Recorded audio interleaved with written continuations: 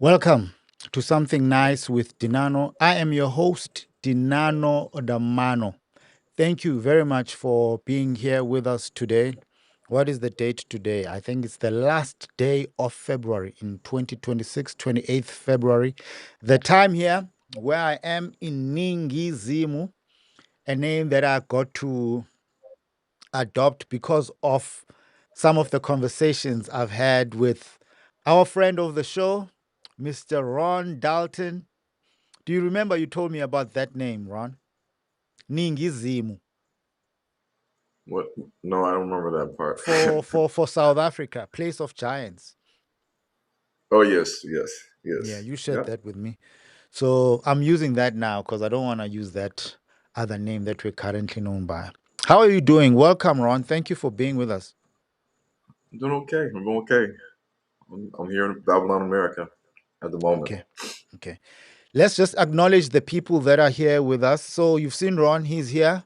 But let's acknowledge you, all 95 of you, as the eyeballs grow as we go with this live stream. Ron is here to set the record straight, to give us an understanding of how his movie, which many of us have found a lot of awakening from, his movie, Hebrews to Negroes, Wake Up Black America. Very interesting. Personally, I've watched part one and I think a bit of part two, but Ron will tell us more about that. I am in a country called Ningizimu, a place full of giants. If you were here for our live stream last week, you'll know what we are talking about. The time now is 17:14. It's 5 p.m. here. Unfortunately, I've got some guys working downstairs and you might hear a strange sound, but I was asking Ron earlier, he said he couldn't hear it. Please share it with people who you know will find value from this broadcast. Let us know where you're watching from. You know, you let us know the country, you give us the time because we know we're a worldwide, global audience. We thank you for your support. We thank you for your time. We thank you for being here today. I'm already seeing people here in the chats. Let us acknowledge all those people that are here with us. Let me just add this quickly. I'm seeing Ira bin Amin. Shalom. Shabbat Shalom, family. Good morning, Andrew, one of our supporters. Thank you, Andrew. We see you, brother Andrew, 1371000. We have Abba Antu, Ghana, 1514. Welcome from Ghana, Abba Antu. Let us know where you're watching from and what time it is, where you're at. Lady Fab, we've seen some of your comments there on some of the content we've put out. We appreciate you. Shalom, family. Etching from Canada. What's the time there in Canada? Here's one from King of the Cajun. Portland, Oregon, USA. What's the time there in Portland, Oregon? Andrew is saying he's in US, Maryland, 10:15 a.m. Alkebu, Lan, Bantu, US, 10:15, Pennsylvania. Here's another one from Diamond in the Rough. I struggle with some of these, how we write these things sometimes, but it's Diamond in the Rough. That's how you'd read it. Holy Ghost anointed fire. Hello, everybody. Grace, peace, and mercy, beloved, from the muscle. 10:15 APA USA. Ron, you're going to have to help us with these ones. PA, is that Pennsylvania? Yes, yes. Okay, that's But Pennsylvania. We also have someone watching from Zambia. Charles Piri, 1715 Zambia. Only Son. Is it Only Son 52? Elijah, Fort Wayne. Okay, what's IN, Ron? What state is that? Indiana. Indiana. They don't have time in Indiana. Only Son 52. What's the time there? Chris Chris Mathis, 9240, Salama from Atlanta, Georgia. Rusty Dusty, that's here. Do you know Rusty Dusty, Ron? No, no. It's Rustenburg. Okay. Rustenburg here in South Africa is 1717. We also have Patricia. Patricia, you just escaped me. Patricia James, 9410, watching from Trinidad and Tobago, and it's 11:46 a.m. We have Alwyn Veststand, 6388 from Norway, 1614. Welcome. Oh, now I'm losing track. They're coming in too fast. 1517, Macclesfield, Cheshire, East England. We have someone from Zambia by way of Phoenix, Arizona. Okay. We have Ose. Ose is in Canada. Hi, Ose. Yeah, he's in Quebec. From Quebec, US and Israel are at war within. Yeah, we were just talking about that with Ron off air. Yeah, that's breaking news from this morning. Shabbat Shalom, brother Dinano. Please change the time. It's too early. I'm sleeping. Greetings from Quebec, US. Ron. Are you awake? You keep yawning, Ron. I'm awake. Yeah, I know it's early in the morning because Osei has also been complaining, saying we should push the time back. Osei, we tried, but we ran a poll. People were comfortable with this time. You have to convince us further. You can watch from bed, that's fine. Firebrand 197, Shalom, my big brothers, watching from UK 1518. Patrice 9277 from Oklahoma City. Melissa today, Melissa in South Africa. Welcome, Melissa. 1617 in Amsterdam. Have Ziba Yahuda. Oh, okay, I'm struggling to read that. Here's someone from the Kingdom of Diamonds, Botswana, by way of Fort Worth, Texas. Okay, so they're in Texas. It's always a pleasure watching Dinano's show. Thank you, C. Poraj. We welcome you. Grace in Toronto, Canada, 10:18 a.m. Shabbat Shalom, 9:18 Kansas City. MO. What state is MO, Ron? Missouri. Missouri. Okay. Someone from Houston. Welcome. Someone from Pluto. Do we have an alien in the house? Someone from Houston, Texas. We also have Beatrice Licorice, someone who's been supporting the channel through memberships. Hello from SA. Welcome, Beatrice. I'm sure I've met Beatrice and one of the potlucks we've been to, Ron. You have. You have. Yeah. George Tapenik. Hello from Nashville, Tennessee, 917. We also have another person from Botswana. Ron, you'll be doing something in Botswana soon, correct? Yeah. Got some stuff going on there. What's happening there? Just some investment plans there, Okay. and then we'll talk about. Well, they haven't banned the movie, so you know they're still good to go. So, if you want to connect with Ron and check out more of his movies and content, go to h2ntv.com. We've got it there. And then we'll talk further on how you can support his ministry, his filmmaking endeavors. And if you go on the description right here on this live, you'll find more of that information. Let's welcome Brandon Booker, 3145, 917 a.m., Dallas, Texas.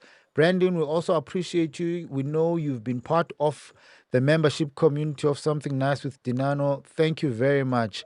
We've got the Zulu Girl in Macclesfield. Okay, I think we've read that one. Welcome, Zulu Girl. Zambia by way of Phoenix, Arizona, J Mall. Happy Sabbath from North Carolina.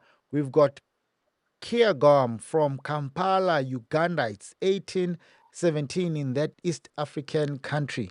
It's Shabbat on the Bantu calendar, like Jewish calendar. Thank you, Hadassah Sikari, for that. Finland, 1717. We have someone from Columbus, Ohio, Pete Columbus, 21 in the USA. Family, we appreciate all of you. We see that we've got a global family. And we have asked Brother Ron Dalton to join us today. Let's read three or four more. Here's someone from Dominican Republic by the way of Kingston, Jamaica. RBKNY Brown. Shabbat Shalom to you, brother. Shabbat Shalom from Stockbridge, Georgia. I'm assuming. I have to read this one.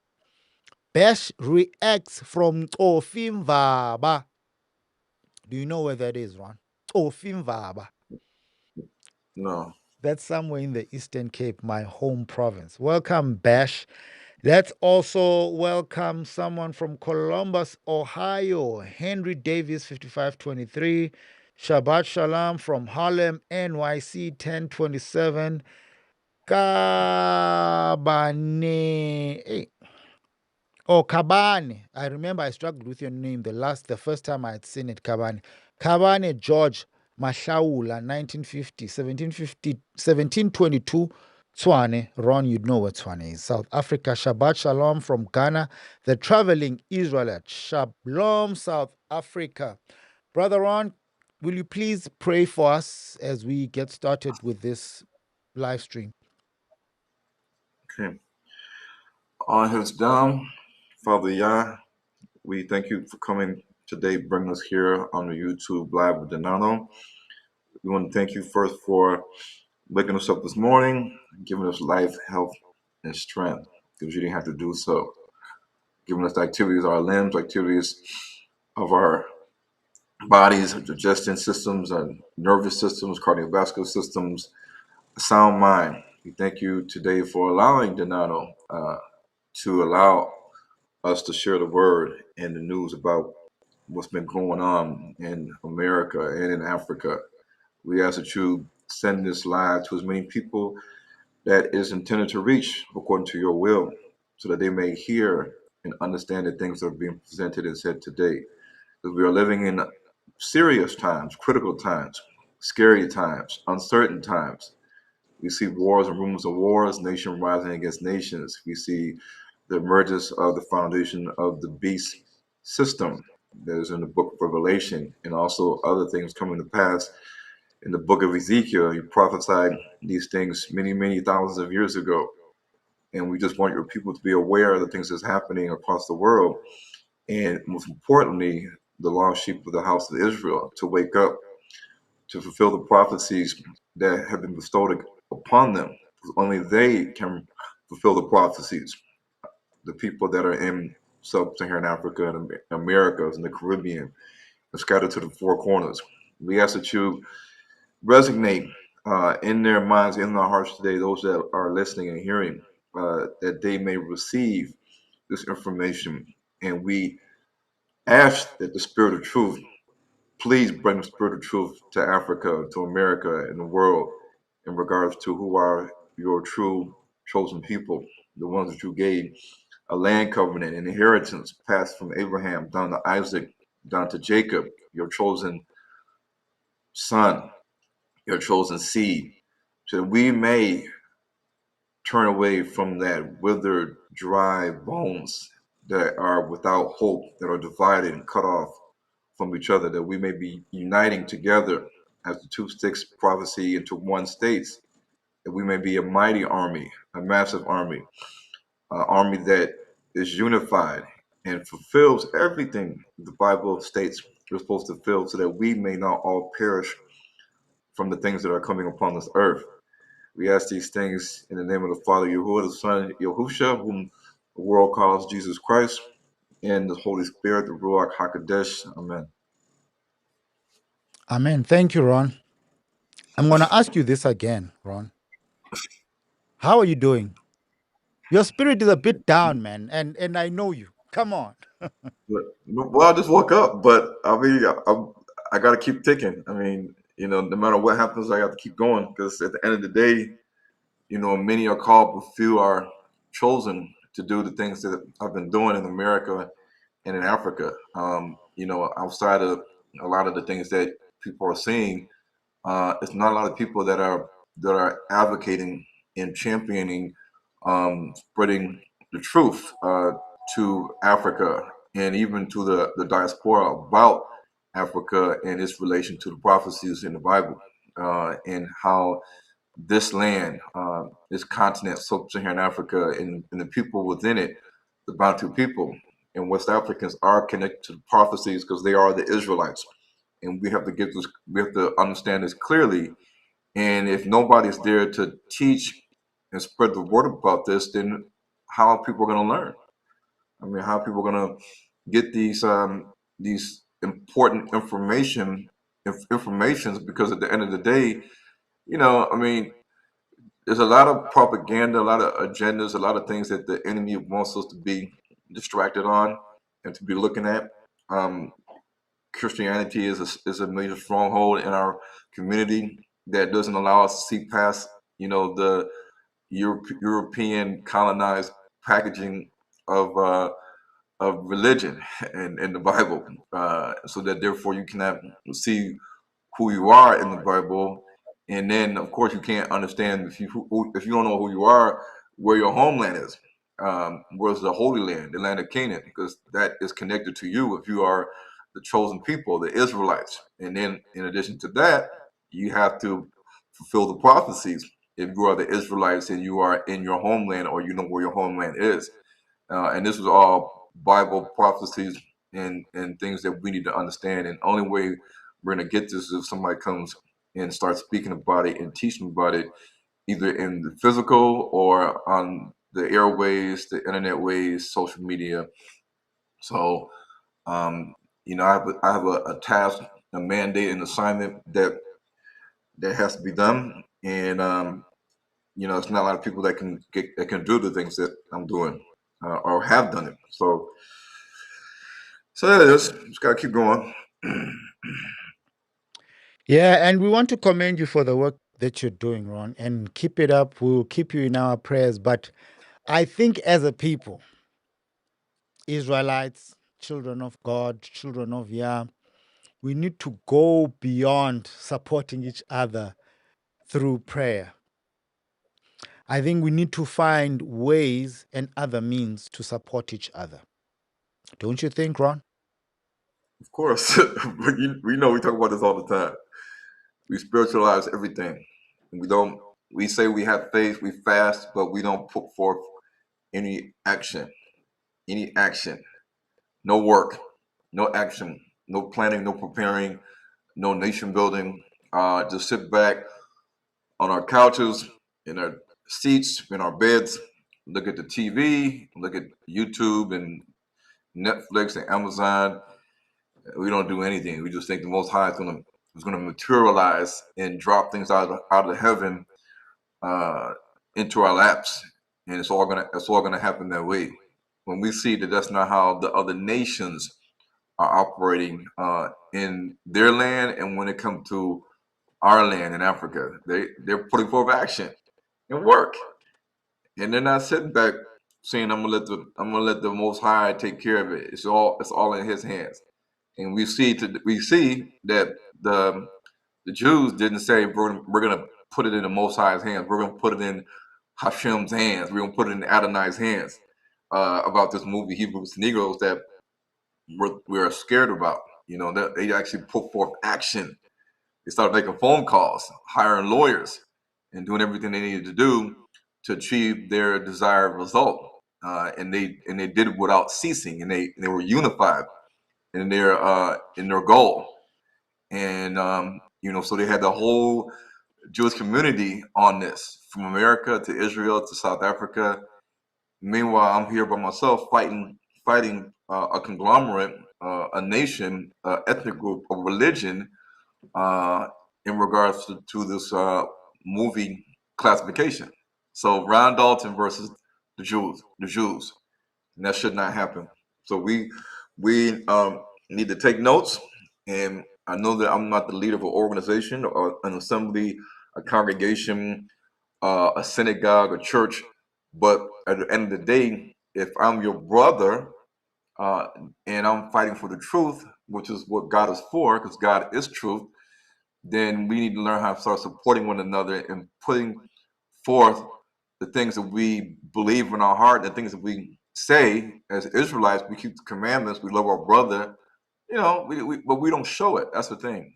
And the other nations, whether they're of the Abrahamic faith, atheists or Buddhists or Hinduists, they all are unified, and that's why they're slowly recolonizing Africa again, because they're all unified. We're not.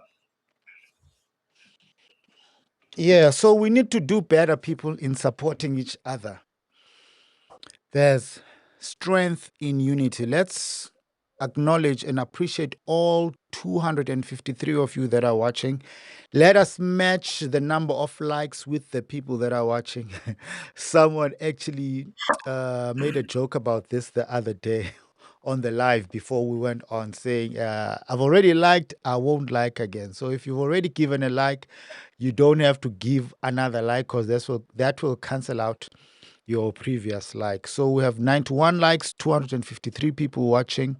Let us just match the number of likes to the number of eyeballs on the channel.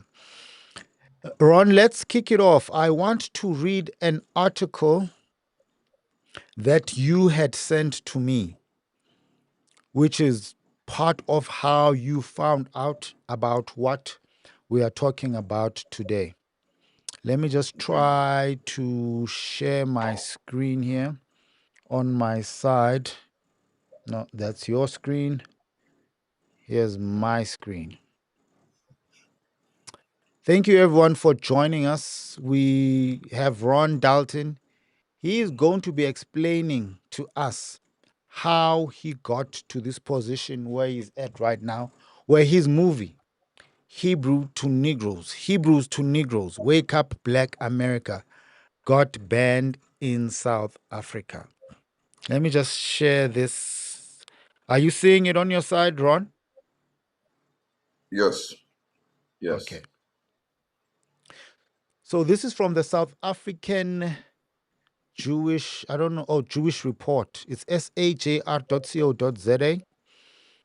And it's an article that was published a month ago on the 22nd of January, 2026. Anti Semitic films SA blocking a victory for board. It reads, South Africa's Film and Publication Board has refused to classify the documentary Hebrews to Negroes, Wake Up Black America, because it contains anti Semitic and harmful content. The ruling this week follows a formal complaint from the South African Jewish Board of Deputies, SAJBD, that argued that the film propagates racist stereotypes and anti Semitic tropes which amounted to unlawful hate speech based on religion and ethnicity. The South African Jewish Board of Deputies was alerted to the film in June 2023 when it was screened at the Soweto Theatre. The board was alerted by its counterparts in the United States, where the film's producers live. They have been involved in distributing anti Jewish conspiracies, films, and social media for many years. The film had a broad range of anti Semitic tropes and conspiracy theories, which the producers shared on various social media platforms, said the SAJBD National Director Wendy Khan. The organizers made it clear they intended to screen this hateful movie in commercial theaters and around South Africa, spreading this venom about Jews. The 2018 film, directed, written, and produced by Ronald Dalton Jr., is based on a book of the same name, also written by Dalton. It promotes the belief that some people of color, including black Americans, are the true descendants of the biblical Israelites. One of its core ideas is that the Jews of today aren't Jews, but they have culturally appropriated the religious heritage of black people and covered it up. The film includes claims of an international Jewish conspiracy that aims to oppress and defraud black people. It quotes the protocols of the elders of Zion and Henry Ford's The International Jew, Holocaust denialism, attacks on Zionism, and conspiracy theories about the Rothschild family. The film also includes quotes attributed to Adolf Hitler that appear to be fabricated. The film uses demonic imagery, likening Jews, past and present, to the devil. It claims that Jews were responsible for the transatlantic slave trade and refers to the Holocaust as one of the major falsehoods that Jews have foisted on humanity.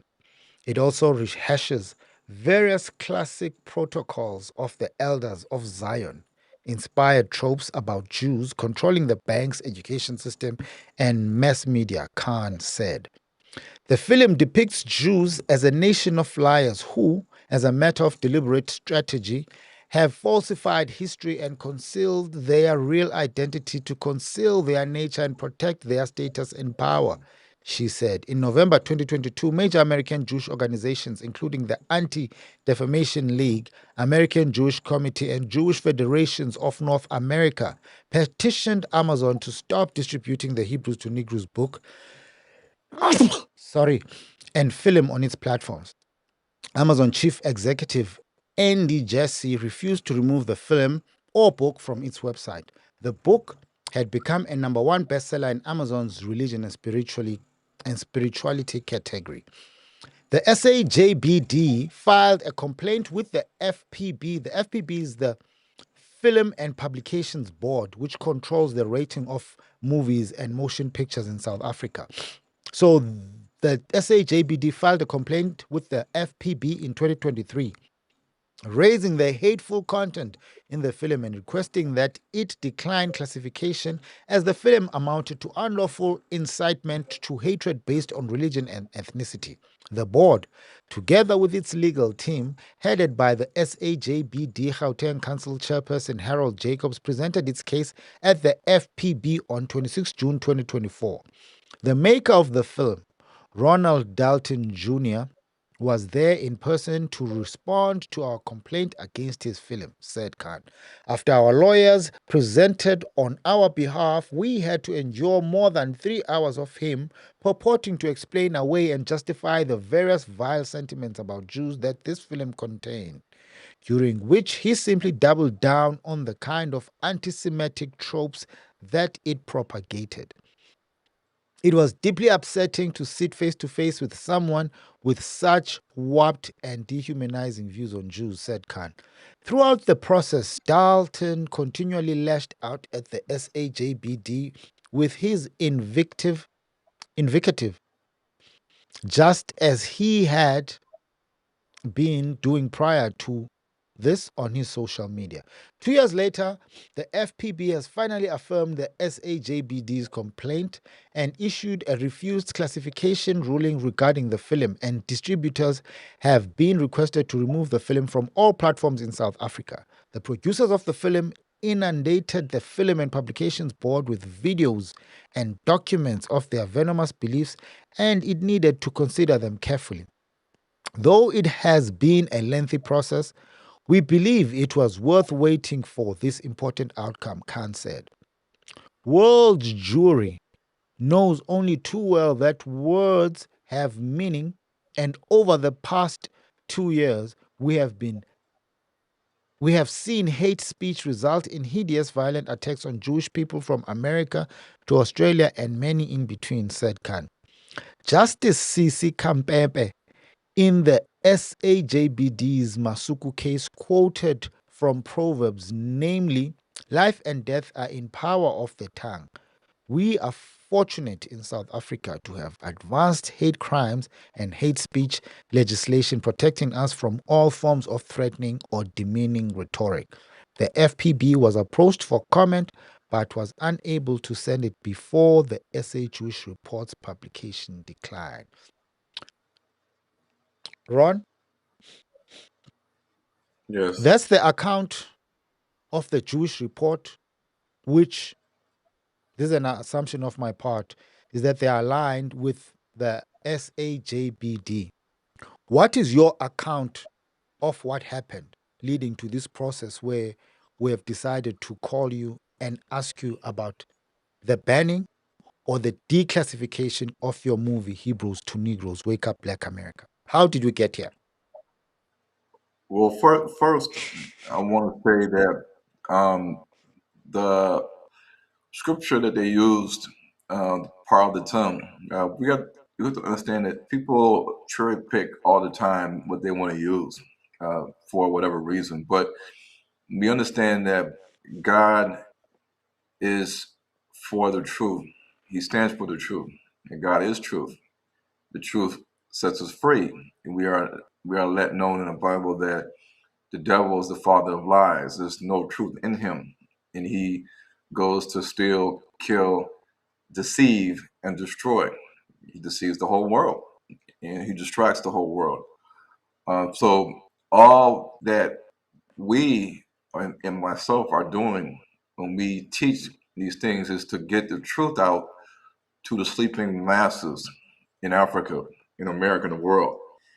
And there was a guy named Jack Bernstein, and he wrote a book called The Life of an American Jew in Racist Marxist Israel. And he said that he was aware of the tactics of his Jewish brethren.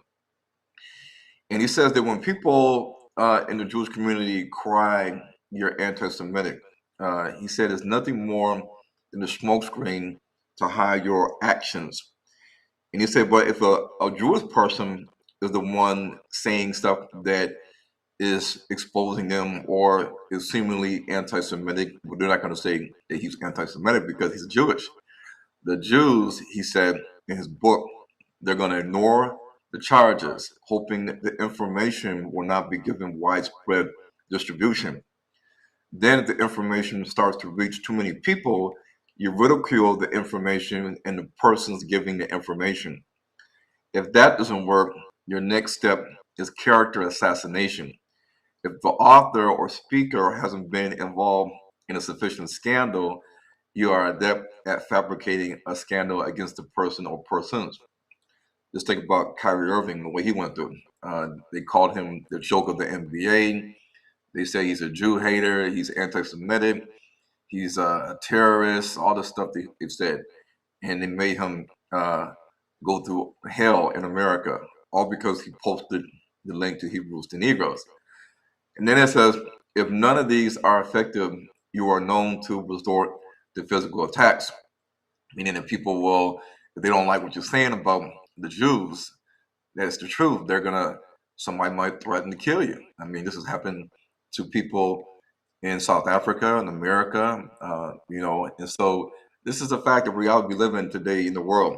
But the last thing he said was, but never do you try to prove the information wrong.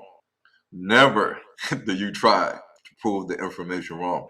So all of the claims that they have in regards to what is anti-Semitic tropes, uh, they don't have a way to defend and refute and debunk it.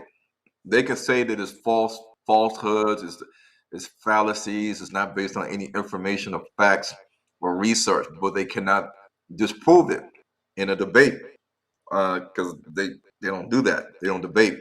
They just ban, censor, make it illegal. And this is what is commonly seen in America, but their control of TikTok, YouTube, Google, Instagram, Facebook, and many other platforms like Netflix and Amazon that have content guidelines strictly regarding certain things in regards to hate speech and anti-Semitism, that they can restrict content on these platforms, but not restrict content that has anti-black racist tropes in this media content that is seen publicly on these platforms that the Jews own in America. So, in regards to what happened, you want to know, Dinano, how it all started? Yeah. How did we get here? So this was the account. I'm guessing what we've just read is from the Jewish Report, South African Jewish Report. And my take is that that's the account of the South African Jewish Board of Directors because they interviewed one of their top leaders there, the Khan person, right? So this is the account from their part. I want to hear your account on how this whole thing played out to where we are today, where we get your movie not being classified by the Film and Publications Board of South Africa. Okay, so this is not something new, totally new to South Africa, because I had went on DJ Spool, um, Kitsi Maswai, Gogo Skatini, Penuel, SABC, and a lot of radio stations in South Africa leading up to the movie premiere in Soweto. Uh, Even before that, Monte Casino Theater, because initially I had signed a contract with with Sturkinacor in Monte Casino Theaters, the Theater 11, which is the IMAX theater, the same theater that they have the Shaka Ilembe showing. And we were marketing on the streets and social media and in around Johannesburg, and so people were seeing the flyers, asking what it's about. White people had seen people hand out flyers, and they were like, "What's this about?" One of the ladies that were passing out flyers, they told the organization leader of the flyers what some of the white people had said, as in who authorized this, and how did they allow this to happen, and what is this film about, and why is it being shown here in Monte Casino Theater, um, and they wanted the details on this film and how was it allowed or being allowed to be shown in a movie theater in South Africa. This is what the white people were saying when they seen the flyer. And I said, yeah, because this is not the kind of movie that people are used to seeing at Monte Casino Theater. We're used to seeing entertainment, not movies that's going to educate and wake up. Because at the time we had titled it on the flyer, Hebrews to Negroes, Wake Up Africa. And when they seen that, I think in their heart they got utterly scared and nervous, because the Gentiles don't want Africa to wake up. They want us to stay asleep and oppressed and complaining all the time and not doing anything, because that's how they control us. So, you know, 10 days prior to the movie screening, um, I guess the Jews had found out, and they realized that they had, they didn't know that this movie was showing and had been contracted out on May the 20th, 2023. And then, they sent me an email. Sakina Corps sent me an email saying that Tsogo's son, which was founded by the Jews in Monte Cassino, their executive level branch, they said that this movie would have to be canceled, and that there's no way to go around it. This is a final decision, executive level, and that was that. And the Supreme Court couldn't tell me why that they had canceled the screening, because I asked them in the contract, where does it say that they can just go ahead and cancel it just out of whim, and not because of no earthquake or a natural weather disaster or event.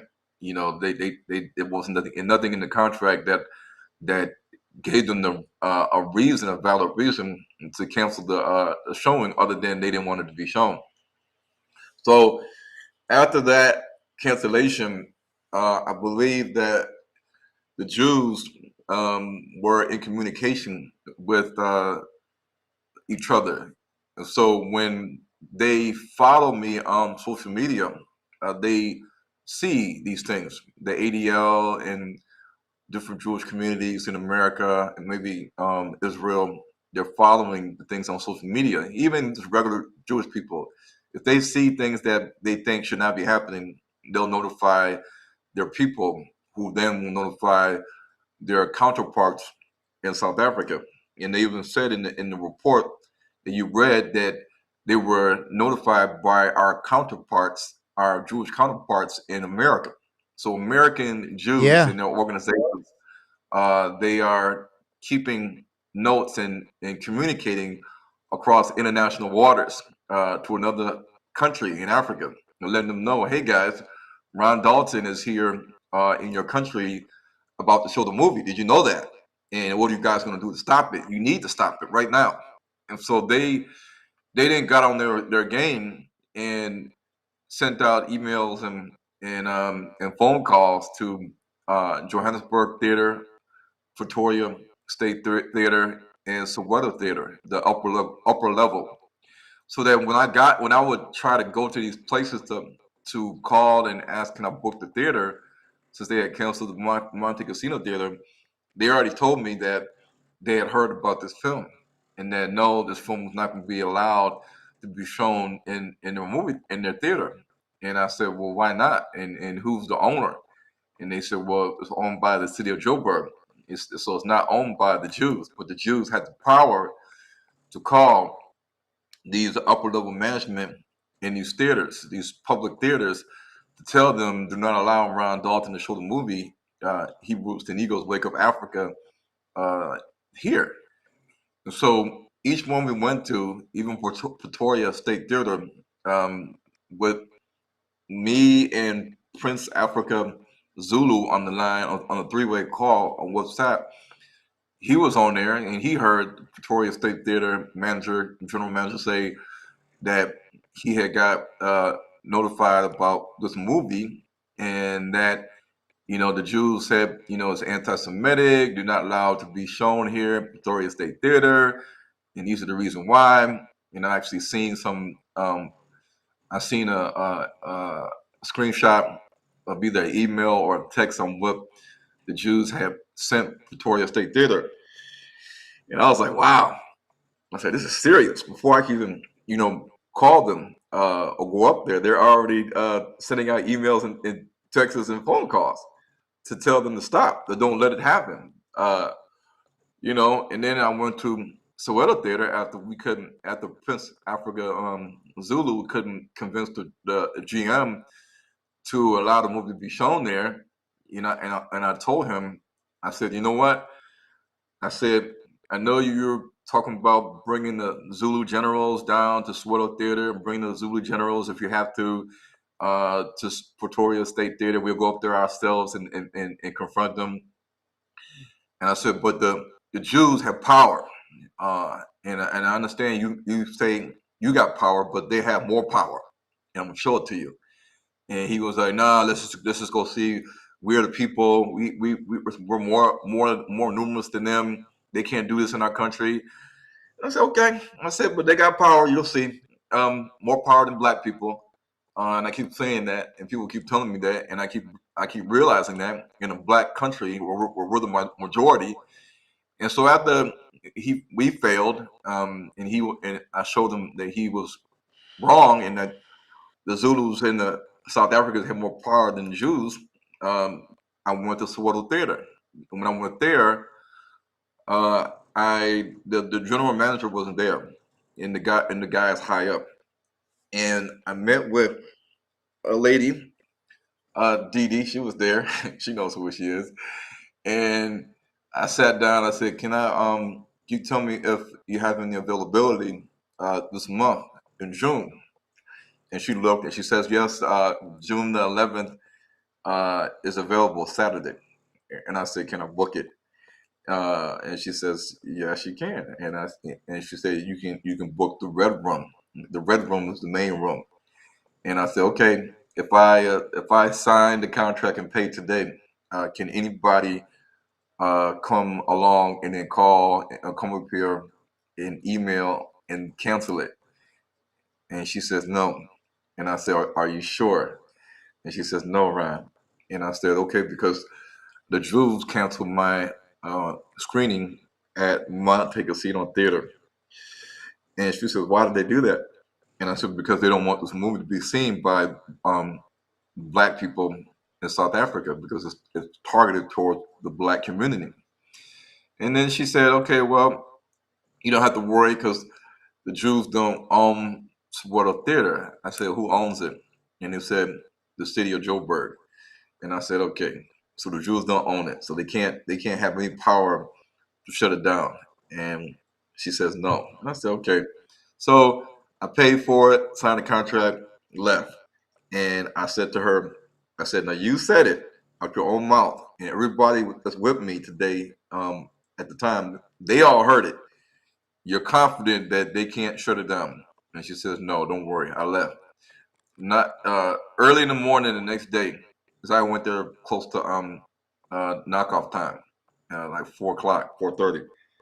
Early the next day, I get a phone call, and the general manager of Sawada Theater, he calls me and says, "I need you to come to the Sawada Theater." And I said, "I already know what it's about. Don't worry, I'll be there." And he started laughing. He started laughing. And I got there, and he said, "How are you doing?" Well, we go to the third floor. He takes us in a meeting room with his staff, and then we sit down. I say, "Can I record the meeting?"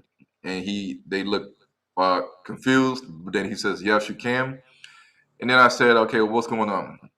He said to me, "Well, Ron, the masses are not happy with this film." What And I said, masses? "Who are the masses in South Africa? Tell me." He said, "Black people." And I said, "So are black people in South Africa against this film, Hebrews to Negroes Wake Up Africa?" And he says, "No." I said, "Then who are the masses? Explain." Well, it's not the masses, it's the Jews. I said, "What Jews? What's their name? What's their organization? Who is it? Can you tell me that? Whoever's calling you guys to tell you guys to shut it down, I want to know who they are." And the lady sitting in the meeting with us, she says, "I got the information right here." And she had some paperwork, and she said, "The embassy of Israel, the South African Jewish border deputies." And I said, "What's their names?" And she started reading off names like Benjamin. And I said, "Okay." And I said, "Okay, so they want you to shut it down.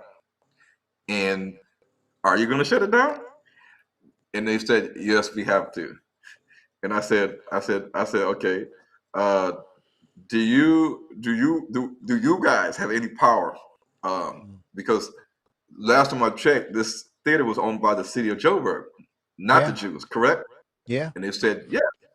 I said, "So how can the Jews make a phone call and then you guys obey?" You guys, yes, sir.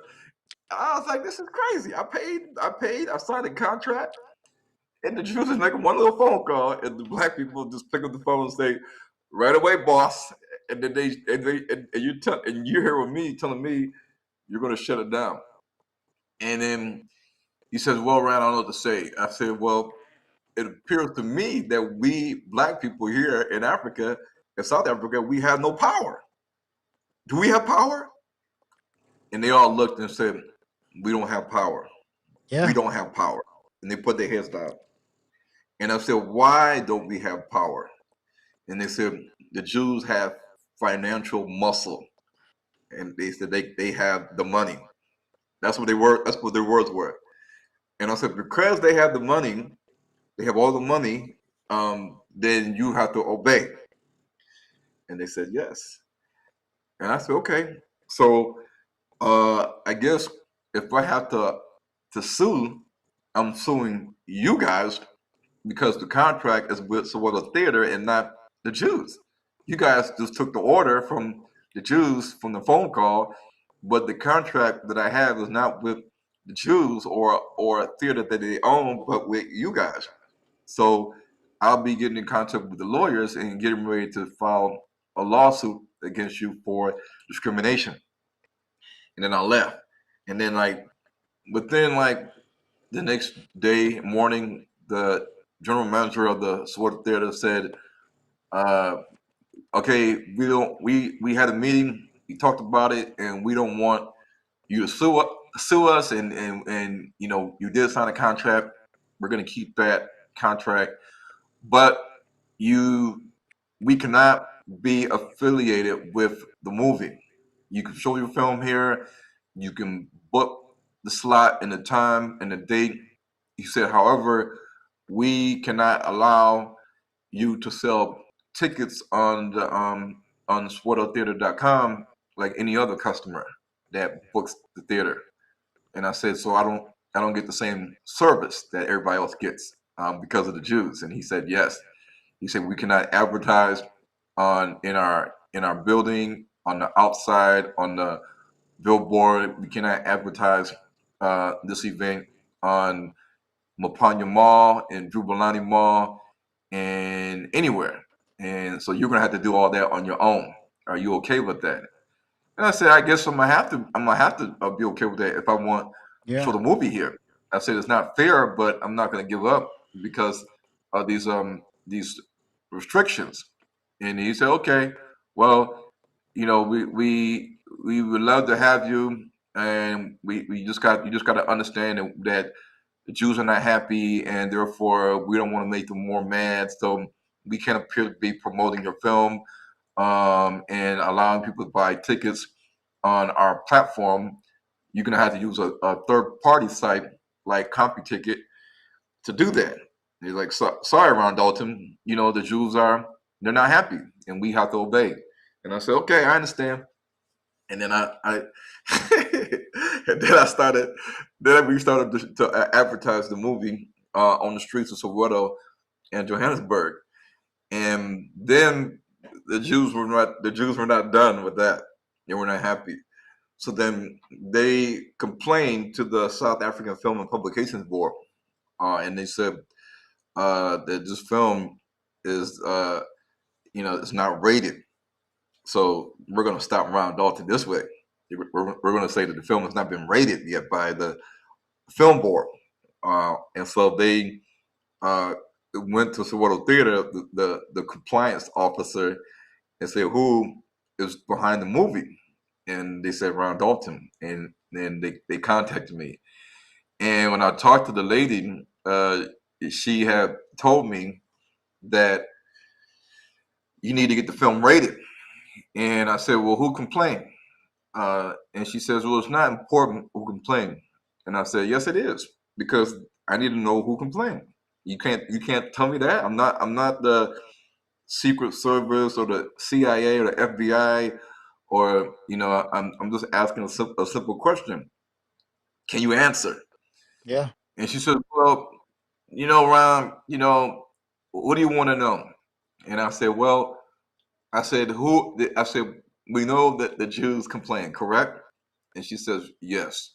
I said, did anybody else complain about the film outside of the Jews? And she says, why you ask? And I said, because I want to know. And she says, yes, somebody else did complain. And I said, were they Asian? She said, no. Were they Indian? She said, no. I said, were they Arab? She says, no.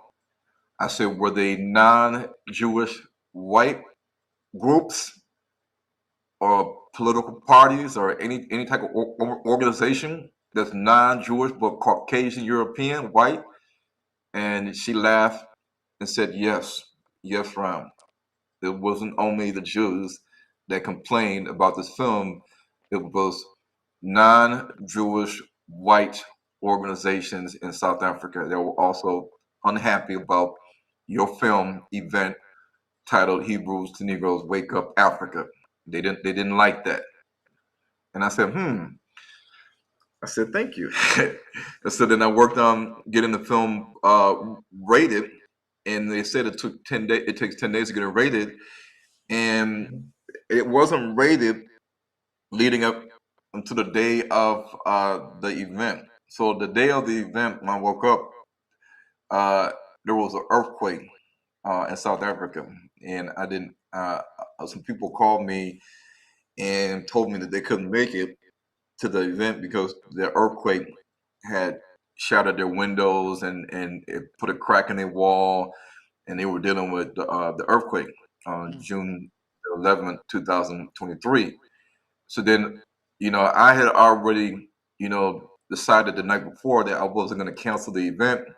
I was just going to come to the sort of theater and to speak and show a video to the audience about the challenges that I faced to get this movie to be shown here, and how and who stopped it and why did they stop it. But on the way there, because I had to make a decision the night before to cancel it and to tell everybody that it's canceled and refund their money, or just have faith and then just go the same day, uh, not knowing what the outcome will be. And so on the way driving to Spoil Theater on a Saturday, where businesses are closed, the film board called me and said that your film has been rated 16p, which is 16 prejudice. 16p. Okay. Yeah. And then I said, "Can I get it in writing? Can you email it to me?" And he said, "We already did." I said, "Okay, cool." So then when I got to sort of theater, I told the Didi and the managers what had happened, and they were like, "Hey!" They were like, "Yeah!" They gave me a high five, and then we had the screening. And at the screening, we had some people that were professors from the Congo, the DRC, and they were professors in Hebrew studies, in the Hebrew language, the ancient Hebrew language, and Kikongo and Lingala, and the Bantu languages, and they were there as guest speakers. Uh, and at the event, DJ Spool was there. He got a lot of heat, a lot of flack for being there. He said that all the radio stations that he had contacted to promote the event and get me on the radio station, they all said no. And he said that he was amazed at the way that they said no, and Wow. how they were strongly against me being on any radio station in South Africa, and they even chastised him about being uh, a MC at this event. And he said that he got a lot of negativity from people that he's affiliated with, DJ Spook. So he was there. We had the event. At the end of the event, the Kikongo or the Bokongo scholars, they taught about the kingdom of the Congo, and how this was the kingdom of Israel that they covered up, and they talked about the king of the Congo and the 12 provinces or territories that the kingdom of the Congo was divided into, just like the 12 tribes of Israel. And they talked about the Ark of the Covenant and its location being in the Congo, and not in other locations that people think, and how the Ark of the Covenant disappeared right around the time that the slave trades started entering into the Congo. And the whole thing started. And she also broke down the Bantu languages in Congo and compared it to the Nguni languages like Zulu, and showed the similarities and how it's connected. It all comes from the north, and she connected the ancient Hebrew uh, scripts that are found in ancient Egypt and in the caves of the Congo, showing 18 out of 22 ancient Hebrew scripts that were found in the Congo, that the Jewish anthropologists and historians and researchers came to the Congo wanting to see all these discoveries. And so my videographer that was there, I had two videographers. One was mainly there recording the speeches in the presentation. And when this premiere was over, in the premiere, there were some white people there. There were some people there from the EFF. There were people there that looked at very dodgy. They were in hooded sweatshirts, Mm. like this right here, and big coats, and they had the hoods on over their head, and they had their head down so you can really see their hair or their eyes. And there were people there in black suits uh, on the main floor, and then up on the second floor, just roaming around, looking. After the premiere was done, I went home with a police escort to the house, security to follow me home, and then my videographer left and drove back to Ramburg from Photo Theater. And when he got home and opened the gate to his house in Ramburg, BMW, a white BMW pulled up, and two guys got out the car with guns, and I think they had masks on, so you couldn't see their face, and they spoke to him in Zulu, and they said to him, "If you don't speak or yell or say anything, we're not going to kill you. Just do what we tell you to do, and it'll be it'll be quick." And so they told him to open the trunk, And this and then is when he happening when to your videographer, Ron, after he had yes, taken the film or the recording from your yes, presentation there. Okay. yes. So they said open the trunk, and when he opened the trunk, you remember he had opened the gate to get into his house, and he had a car, he had his camera gear, a Canon R5, and all that stuff. And they just said open the trunk. Normally, when you get carjacked in America, they take the car, and if they're at your house, they'll clean your house out before they take your car. They don't just come to your car with a gun and say open the trunk. They take the car too and everything in it. But they said open the trunk. He opened the Unless they trunk. were targeting something specifically in the trunk, right? Yeah, yeah. He opened the trunk and they went for the bag that had the SD cards and the batteries. They went for that bag. I think they knew because they were watching him at Swatter Theater where the bag was that had the SD cards and and the hard drives. And so they took that. They didn't take his car. They didn't take his keys. They didn't take his wallet. They didn't take his camera, the camera that he had, the Canon R5. They didn't tell him to go to your house, open the door, and then ransack the house and then leave. They just took the stuff in the trunk, got in the car, drove off. And then he called me what happened, and I said that they followed you. That he said he has a polo like a old car, like a polo or something. And he said that I said they followed you. They knew that you had the footage. You were the videographer there, and you had all the footage of what I said and what the Congo people said. And they were told to be there and to get evidence of everything that was talked about to the people in the audience. And they did that, and they followed him all the way home. Because how else would you know, at like midnight, just to randomly come to some guy's house uh, with guns and say, open the trunk, Yeah. open the trunk. Yeah. You know, unless you know what's in the trunk. Mm. So that happened, and then okay, so then after that, the Jews were not happy about that. So then they hired workmen's attorneys in Santon, a Jewish owned law firm, and they got on board with filing the petition to the film board to to reclassify the film as XX, which is like child pornography. Wow. And then so then they did that, but then the film board, they had got another committee of random people in South Africa, because the way that they decide what a film is rated is that the committee gets random people to come and watch the film, like a jury, and these are random people based on the population of South Africa, and it could be Indian, white, black, whatever color.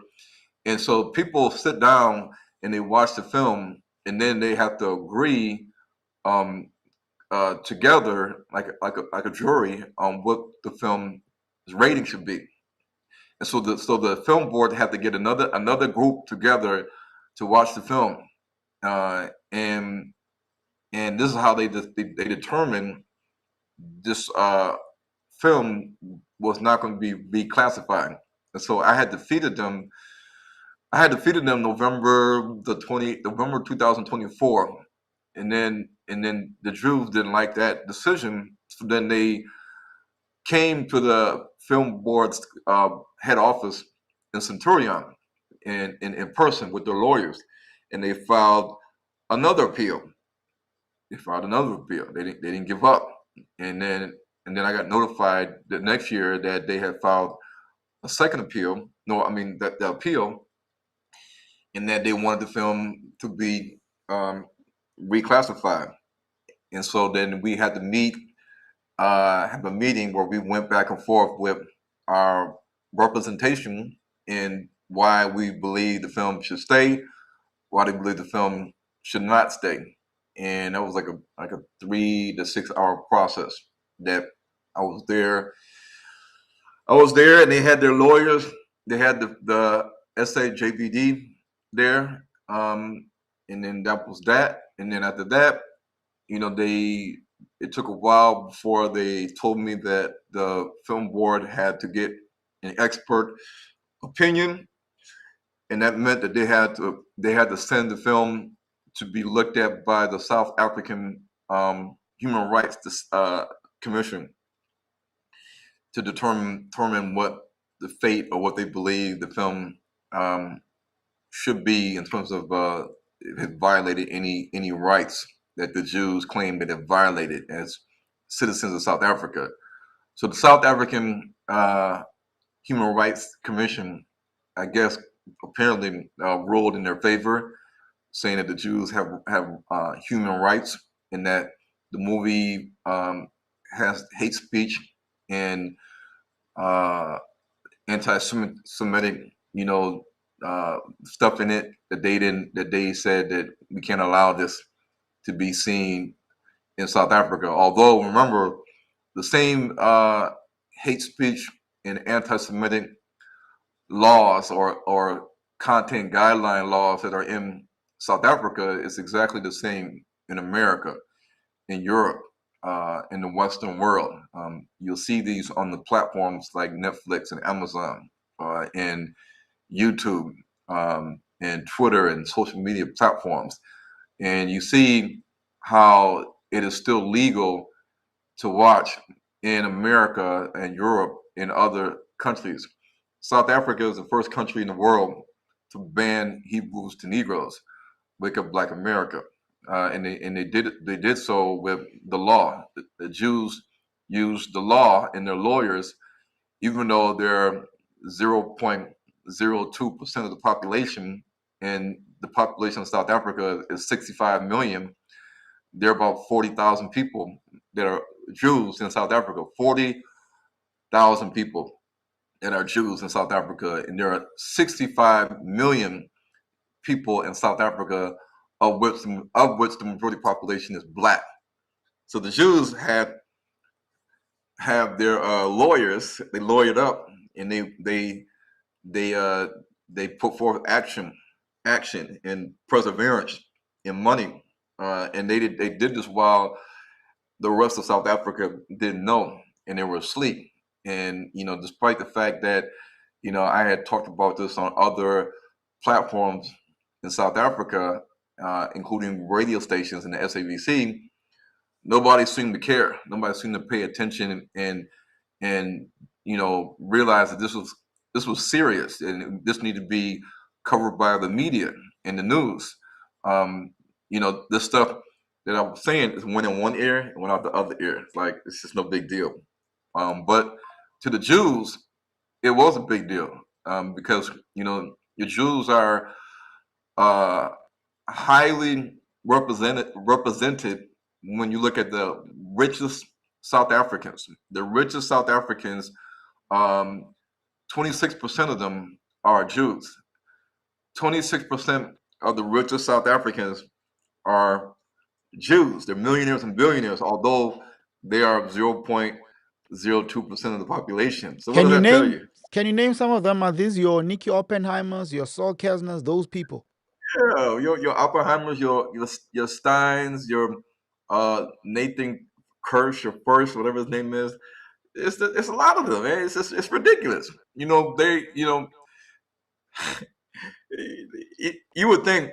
Listen, if I'm a billionaire, let's just say we're all like majority of our people in South Africa are doing well off, and we're making a lot of money. We're living in Cape Town. We're millionaires and billionaires. We control businesses in South Africa. Do you think that I'm going to care? I'm going to care if I got $1 million in the bank or more, billions of dollars in the bank? Do you think I'm going to care if a Jewish person shows a movie um, in Israel and they're talking about how black people are goyim and we're like beneath them, we're inferior stock.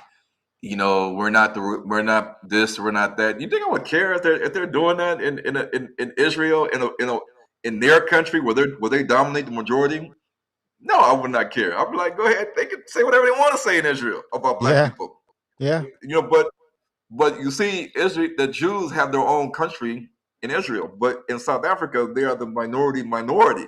But even there, even though they're rich in South Africa, they still, had to stop this movie, and they were alerted by the Jews in America who are not poor. They're rich as well in America. They're well represented on the richest Americans. So it's going to show you that to them this is very serious, and the information in the movie is serious to them. Not letting this get out because when you look at Kyrie Irving, the movie had been streaming on Amazon for like 6 years prior. So for 6 years prior to the Kyrie incident, the movie had been on Amazon, and yeah. people have been seeing it, and I was promoting it on social media. But when Kyrie posted the movie to 6 million people, or at least on Instagram, and then on Twitter he posted it. That was the problem. When it starts to get a lot of traction and a lot of uh, views, then it becomes a problem because they don't want the information to reach the masses. And Yeah. so that's why they said that, Kyrie, you promoted this film. And they Eh, said it is a promotion when you have 6 million followers. And they didn't But like that. Ron, I just want us to go back to some of the things that they raised in that interview that the Jewish Report had with this Khan person who is said to Yeah. be the South African Jewish Board of Deputies National Director, Wendy Khan. They made some allegations, correct?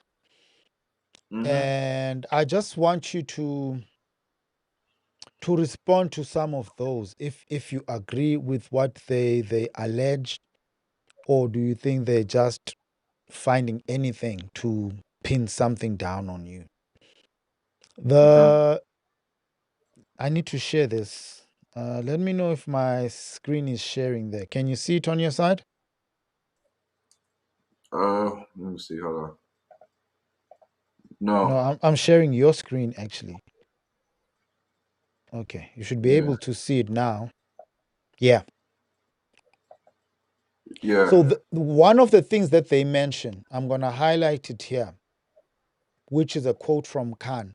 She says the film had a broad range of anti Semitic tropes and conspiracy theories with which the producers shared on various social media platforms.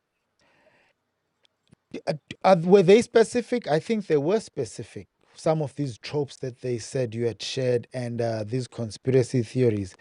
They said some of the Yeah. things you had quoted were from, I think this is a book, if I'm not mistaken, The Protocols of the Elders of Zion, and Henry Ford's The International Jew, Yeah. saying Part of that was the Holocaust denialism and attacks on Zionism. Would you say that your movie, and this specifically speaks to part one, correct? Yes. Yeah. Would you say that it has these things, conspiracy theories about Jews, tropes, Oh, and anti Semitic sentiments and theories on Zionism and the like? no, no. So here's the thing. Um, in America, and I'm sure in South Africa, we have the in America we have the First Amendment, which allows freedom of speech. With freedom of speech, you also have a freedom of opinion and a Mm, freedom of expression, which is why people protest, the Gaza genocide and anything like the apartheid. People can speak out and say things that they don't like about apartheid and people being killed. Um, like the Hector Peterson Memorial, and the kids, a lot of the kids were protesting and they were upset and they got gunned down by the white people in South Africa. So when people have the freedom to speak and to have an opinion and to express themselves, this is law. This is what we all are entitled to. However, the Jews don't like anybody to have any opinion that seems negative about them.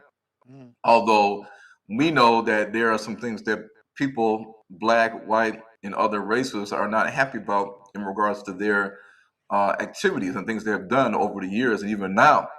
And they're airing these things out, on social media, on TV, on podcasts, in the news, on magazine articles. We see this, already in the world since the October 7th war. It's been going on for years in Palestine and Israel. So what they are upset about is simply the opinions and beliefs based on their life experiences and research, even being a Jew, on Jewish matters. So with Henry Ford, when he wrote the book, The International Jew, and he had his own newspaper called The Independent in Michigan, he had very well had a lot of knowledge and dealings and experiences with seeing how the Jews were doing things in Europe and in America.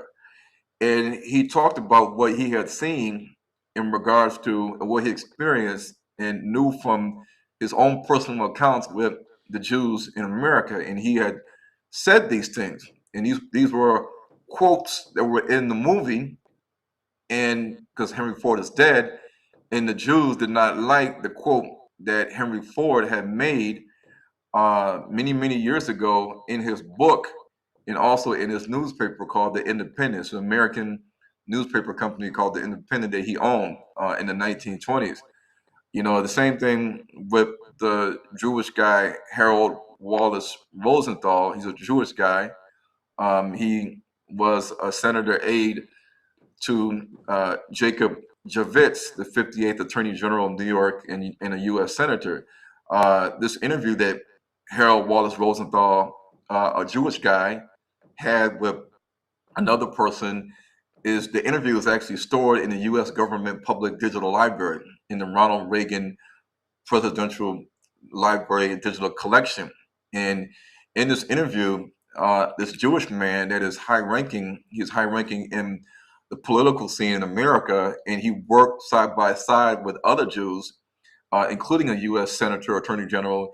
He has his own opinions as a Jew in being in the Jewish community about the number that the Jews claim died in the Holocaust. So he had a problem with the 6 million number. He didn't believe that the 6 million people died in the Holocaust. He believed that it was higher than what people claim to be in TV and what we've seen on movies and articles in the news. And so the South African Jewish Board of Deputies looked at his opinion as a Jewish man in America that is familiar with the Jewish community and the history behind the Jews, including the Holocaust, they were upset with his opinion and his right to free speech, and the right to express himself and his speech and opinion in an interview that is in the digital archives of the Ronald Reagan Library with the U.S. government. They did not like that because the Jews don't like people that have an opinion.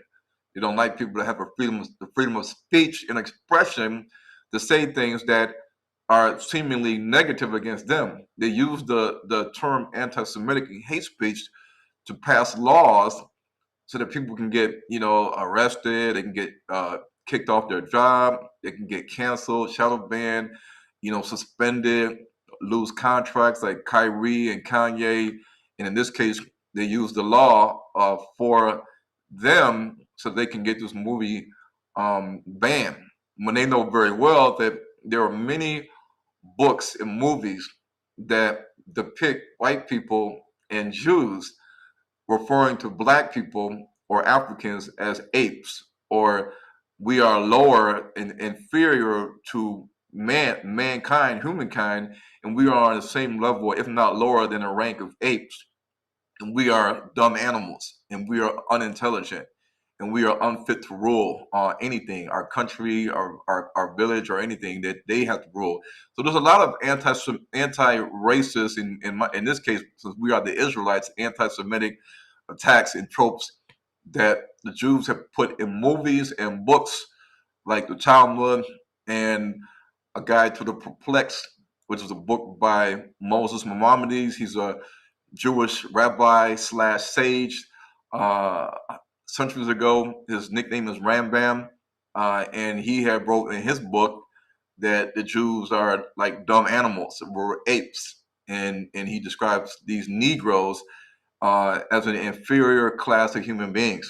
And so all of these things are in Jewish literature. They're in movies, imagery that we see in movies that are produced by Jewish companies, and they are distributed by Jewish funded, founded, and CEO companies. But they don't never, or we don't never protest and use the law or try to use the law to say, hey, all these books and movies that you guys are showing on Amazon and wherever other platforms, exclusive books in South Africa, these are anti-black. We need to ban these books. We need to ban these movies from being shown in South Africa. Like 12 Years a Slave and the Django and all these different slave movies that are seen in South Africa. These movies are not banned for their racist, anti-black imagery and words that are spoken in the movie. It's just that the fact that the Jews don't want anybody to have an opinion about them and to speak out about it and express themselves about it, and that's the whole reason why there's so much censorship and banning and suspensions from people that are sharing information in America. The Kyrie and Kanye incidents in 2022 is a perfect example. But this is an example how in Black South Africa, that the Jews, even though they're the minority, they have used their wit and their knowledge of the law to get the South African Film Board to rule in their favor and not give South Africans a chance as adults and sovereign human beings to decide for themselves if they watch the film and they feel like the film has some prejudice in it, which we all do. That hey, if I believe it, I believe it. If I don't believe it, I don't believe it. But at the end By of the the day, way, we're all yeah. at the end Go of the ahead. day, we are. At the end of the day, we're sovereign human beings, and we have a right as adults to not to have somebody else tell us what we can and cannot watch. The movie is a documentary. It's a documentary made in good faith, which is a bona fide documentary. The movie is 3.5 hours long. So right then and there, if you give, let's say, 3 or 4 timestamps in the movie, well, we know that the 3 and 4 timestamps in the movie is not 30 minutes, 40 minutes long. So they know that the movie that's 3.5 hours long is not a movie all about Henry Ford or Harold Wallis Rosenthal or Adolf Hitler or the synagogue of Satan in Revelation chapter 2:9 and 3:9. They know this. They know that the bulk of the movie is about proving that we are the real Israelites, and they are the descendants of Japheth, the son of Noah, not the descendants of Shem. So they are not Shemites; they are Japhethites.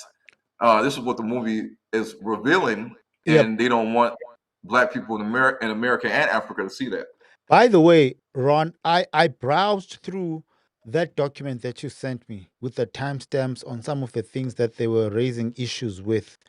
From what I could see, I didn't look at the whole document. What I could see didn't look like they were disputing that research and the findings that some Bantu people and their descendants are actually people of Yakobi and they are true Israelite descendants, right?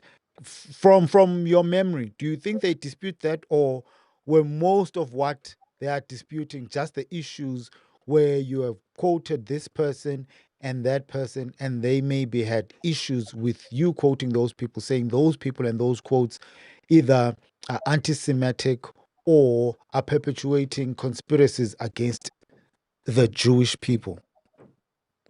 Yeah, in that document, they say that Ron Dalton is spewing the false narrative and conspiracy theory that the Jews today are not the real Jews, and that our history, meaning Black people's history and identity, has been hijacked by the European Jews. And whenever we say we are the real Jews, and they're not, that is considered anti-Semitic. So on the ADL website, the statement "We are the real Jews" or "They're not the real Jews" is considered anti-Semitic. The problem is, we can prove this academically that we are the real Jews. We can prove this with genetics, with linguistics, with anthropology, archaeology, oral history, our knowledge of maps, our knowledge of the landscape and characteristics of the Bible or the land of Canaan. In this sense, we can prove, basically from looking at the history and the stories of the Bible, that the people today that call themselves Jews, they are converts. They are not the ethnic bloodline descendants of the Israelites. But in the movie and in the article, they said this the film board. This was one of the also conspiracies and anti-Semitic tropes, that they're not the real Jews, and that our history has been covered up and hijacked by the people today that call themselves Jews, and we believe it, and we as Black people don't know our identity because it's been purposely covered up and hid from us for thousands of years. And now the movie is uncovering this truth about all of this. This is what it's all about at the end of the day. It's not about the synagogue of Satan and Revelations 2:9 and 3:9, or the hexagram, which is not specific to the Jews. The hexagram is also seen in Satanism, in Hinduism, and in other religious organizations, even secret societies. So these things they don't like, because whenever they see a hexagram being attached to some witchcraft, Wicca, Satanism, or some kind of paganism or idolatry, Greek mythology, then they say that this is a reference to them being linked to the occult world or Satan. But you have to understand that the hexagram in these words, the synagogue of Satan, we can prove the meaning behind the synagogue of Satan. And why did Christ say, uh, I know the blasphemy of them who say they are Jews and are not, but a synagogue of Satan? Why did Christ say that? Because Christ, supposedly, according to what they believe, was a Jew. And at the time when he was on earth, he was speaking to the Jews and the Pharisees, of which they say they are also Jews at that time. And back in history, they say they were there, and Hmm. Christ was there. And if Christ was a Jew, and you guys are the Jews and Pharisees, then why would Christ? Who was Christ talking to at the Yep. time when he said this? Was he talking to Edomites, Arabs? Was he talking to any other nation? Christ knew who was calling themselves Jew, or what the word Jew meant, and who were the Jews, where they were living at, what language they spoke. So why would Christ even say they are the synagogue which is a Greek word, which means to a place of congregation or worship. Uh, or he used that word synagogue of Satan. So this is not the only scripture in the Bible where he mentions the Pharisees or the Jews as something negative. Because it mentions the generation of vipers and other things that he mentions when the Pharisees and the Jews used to come up to talk to him. So Okay. if that's the case, are they going to ban the Bible? Are they going to say that Jesus Christ is anti-Semitic? And because of the scriptures in the Bible, like Revelation 2:9, 3:9, and other parts where, like in John chapter 8, verse 42 to 45, where he says, you are of your father the devil, and the less of your father you will do. And every time you make somebody a proselyte to your religion, you make him two or fourfold a child of hell as yourself. Why would Christ say this? Christ was talking to the Jews at the time when he mentioned, proselyting people to your religion, the doctrines of men. And when you do that, you're making them a child of hell like yourself. Why would Christ say that? He Yeah. was talking to the Pharisees and the Jews. So if that's the case, then the people behind publications of movies and books need to ban the Bible because Christ was being anti-Semitic. And Okay. so this is the thing. Okay. So yeah. We've opened the lines to our people to come in, God's people to engage you, Ron. Are you fine with that? Can you take a couple of questions or comments Yep. from our people? Okay, we already have Hmm. two people waiting in line, Isaiah Fields and Carl Yashel. If you want to support Ron and his cause and his movies and the work that he's doing, visit his website, h2ntv.com. And we have also pinned his Cash App platform where you can send donations directly to Ron. If you go on the description of this live, of this video, you will find that information. Let us bring in Brother Isaiah Fields, who's calling us. You just let us know where you're calling from, Brother Isaiah, and then give us your comment or your question for Ron. Welcome, brother. Thank you, thank you. I'm calling from Columbus, Ohio.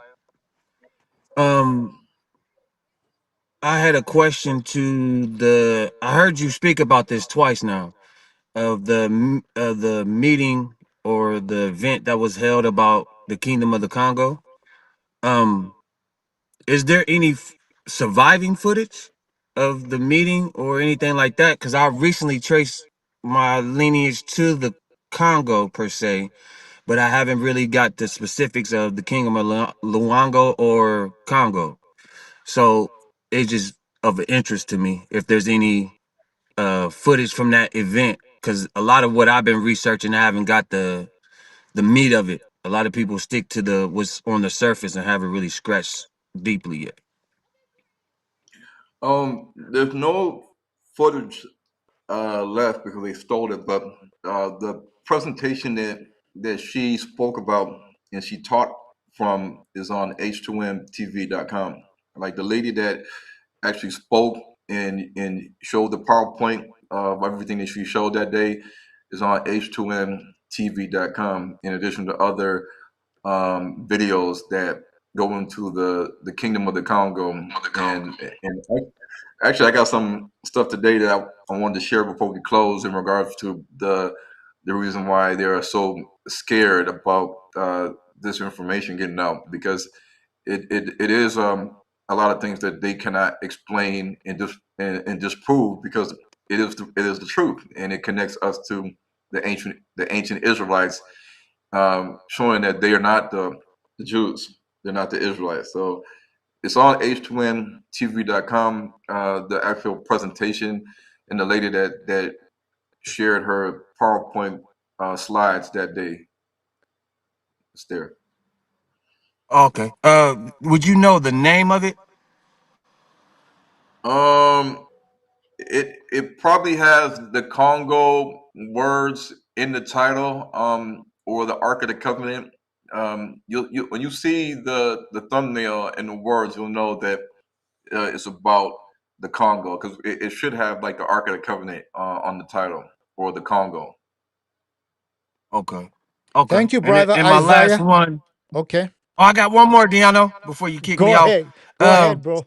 w- well, my question is really more to Diano. When you gonna do the investigative adventure that you've been talking about of going to certain sites and seeing the sites and stuff? Ron, we're supposed to do that together, but I'll start soon, brother Isaiah.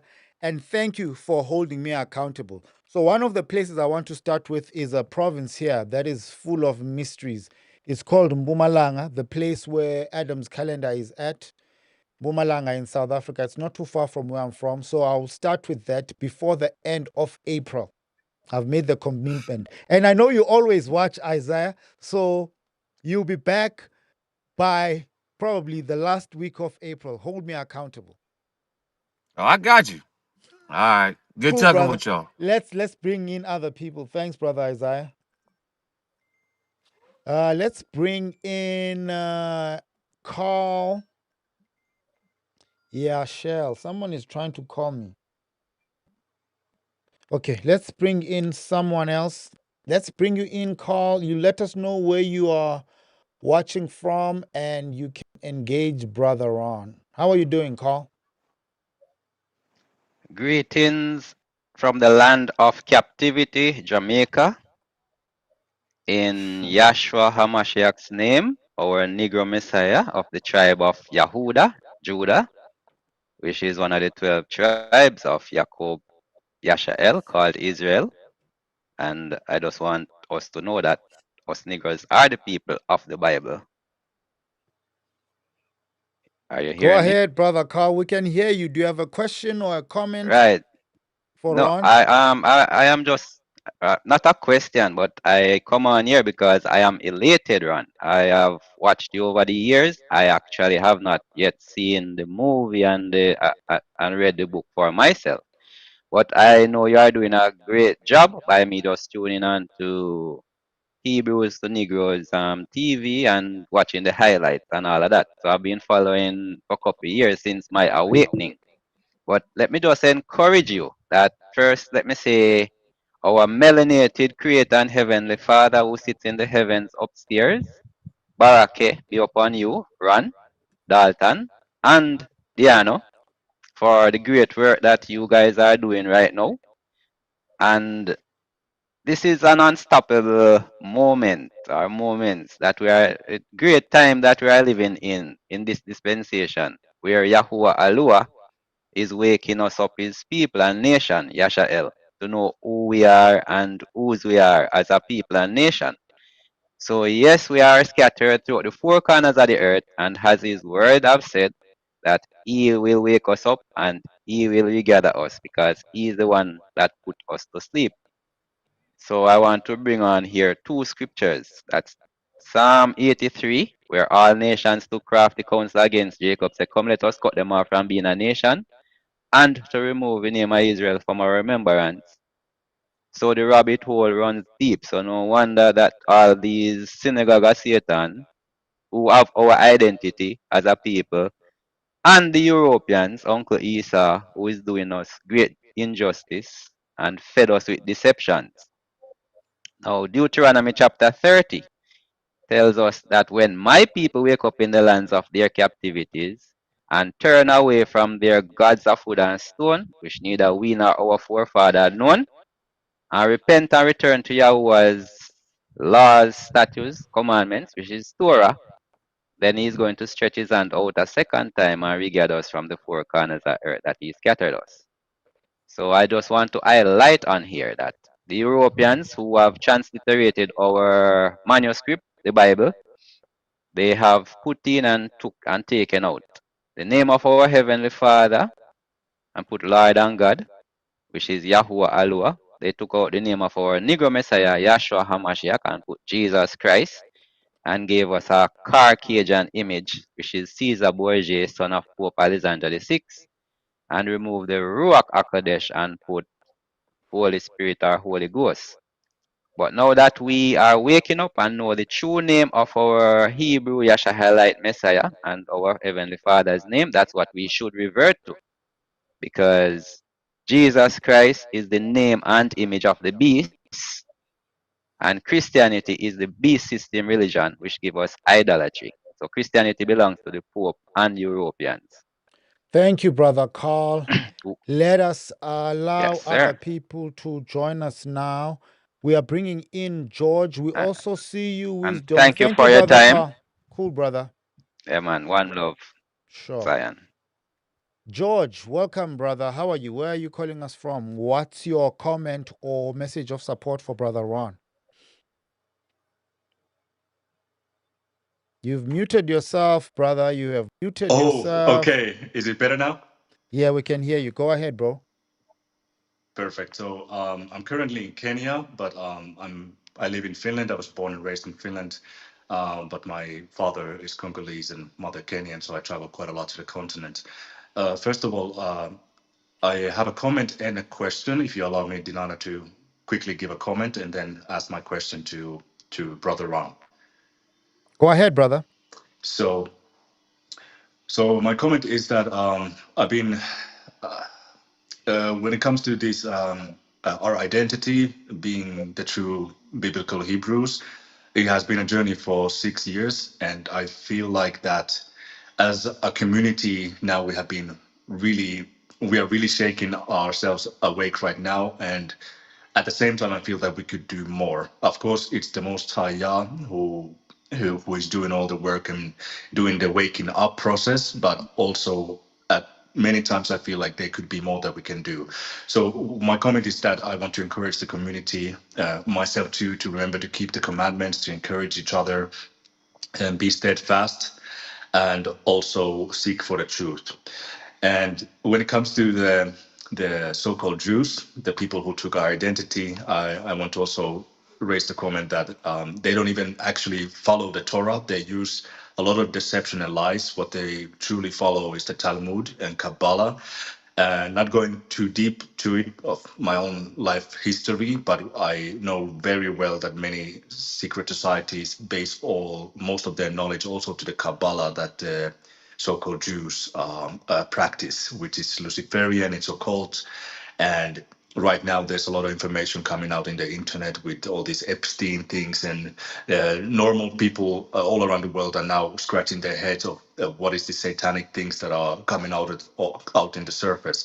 But at the same time, there's a big waking up happening within our brothers and sisters all around the world. And me also being in the north in Finland, I can also attest to the fact that even there in the north where we live, I bet in Norway, Sweden, Finland, us second descendants, second, third generation, we are also waking up to the truth. So my question to Ron is that actually for both of you, Dinano and Ron, uh, in your opinion, is there anything as a community we can do more to support, for example, to support your work, Ron? Because I really feel sad that I feel like many of Dinano, your guests, for example, Ron, they are pushing the weight forward. You're sacrificing yourselves. You're putting yourselves in line, in the front lines, and I would wish that us as a community we could do more to stand behind you to push the truth forward and encourage each other. So thank you. Yeah, Thank you, so brother. I'll let Ron answer that one. Ron, please respond to Brother George. George, will take you out and will allow Wisdom to come in. Thank you. yeah, a lot of people, um, when I'm in South Africa, they say we need conferences, we need workshops, we need events, we need um, revivals. You know, we need screenings, and they'll come up with different locations and whatnot. But at the end of the day, these things, to use these venues and places, it costs money. To rent for World Theater, it costs money. To hire the security, it costs money. To hire the videographers and the audio team, it costs money. When people say, "Can you come to Kenya? Can you come to the Congo? Can you come to Uganda? Can you come to Nigeria? Can you come to Ghana? Can you come to Zambia?" You know, like I keep saying all the time, yeah, I can come and teach for like 3 days in the village or wherever in the church, but it takes resources to fly there, to stay in an accommodation, to have food, pay for the venue, and even in this case with the ruling against me in regards to the movie, the Jews have their lawyers on payroll. They have money, the endless money to continue to pay their lawyers for months and even years to file an appeal after they lost. They didn't give up. And if let's say they lost, they would have filed another appeal. You know, people say, well, Ryan filed an appeal. Ryan appealed to the high court. But you know, I shouldn't have to pay for this all on my own coin, my own money, because I got a family and kids to take care of as well. We got the vast Hebrew community in the Caribbean, in Africa, in America, in Europe, and they're seeing or they're not seeing what's happening, and this affects them too. Ultimately, at the end of the day, because these are our people that are in Africa that need to see this movie. But when we sit back and see these things happening and how the Jews are united in their front to get this movie banned, and we don't do anything. We just say, "Oh well, you know, you took the good fight, Ron. Let the Most High handle it." We could file an appeal or take it to the high court, but Ron, realistically, black people they're not gonna put no money up to help pay for legal fees to pay for a lawyer that's going to invoice you. Anytime he feels like he's run out of money, he's going to say, "I need, can you pay the invoice?" These are the things I've already talked to lawyers that said that to appeal this thing and take it to the high court, it's going to cost a lot of money, and this is not something that's going to be cheap, and therefore you have to have the funds to afford a lawyer to do this, whatever lawyer that is willing to take on this matter to fight this decision. But we often, we like Dinano says, we often just talk, we spiritualize everything, put it in the Most High's hands.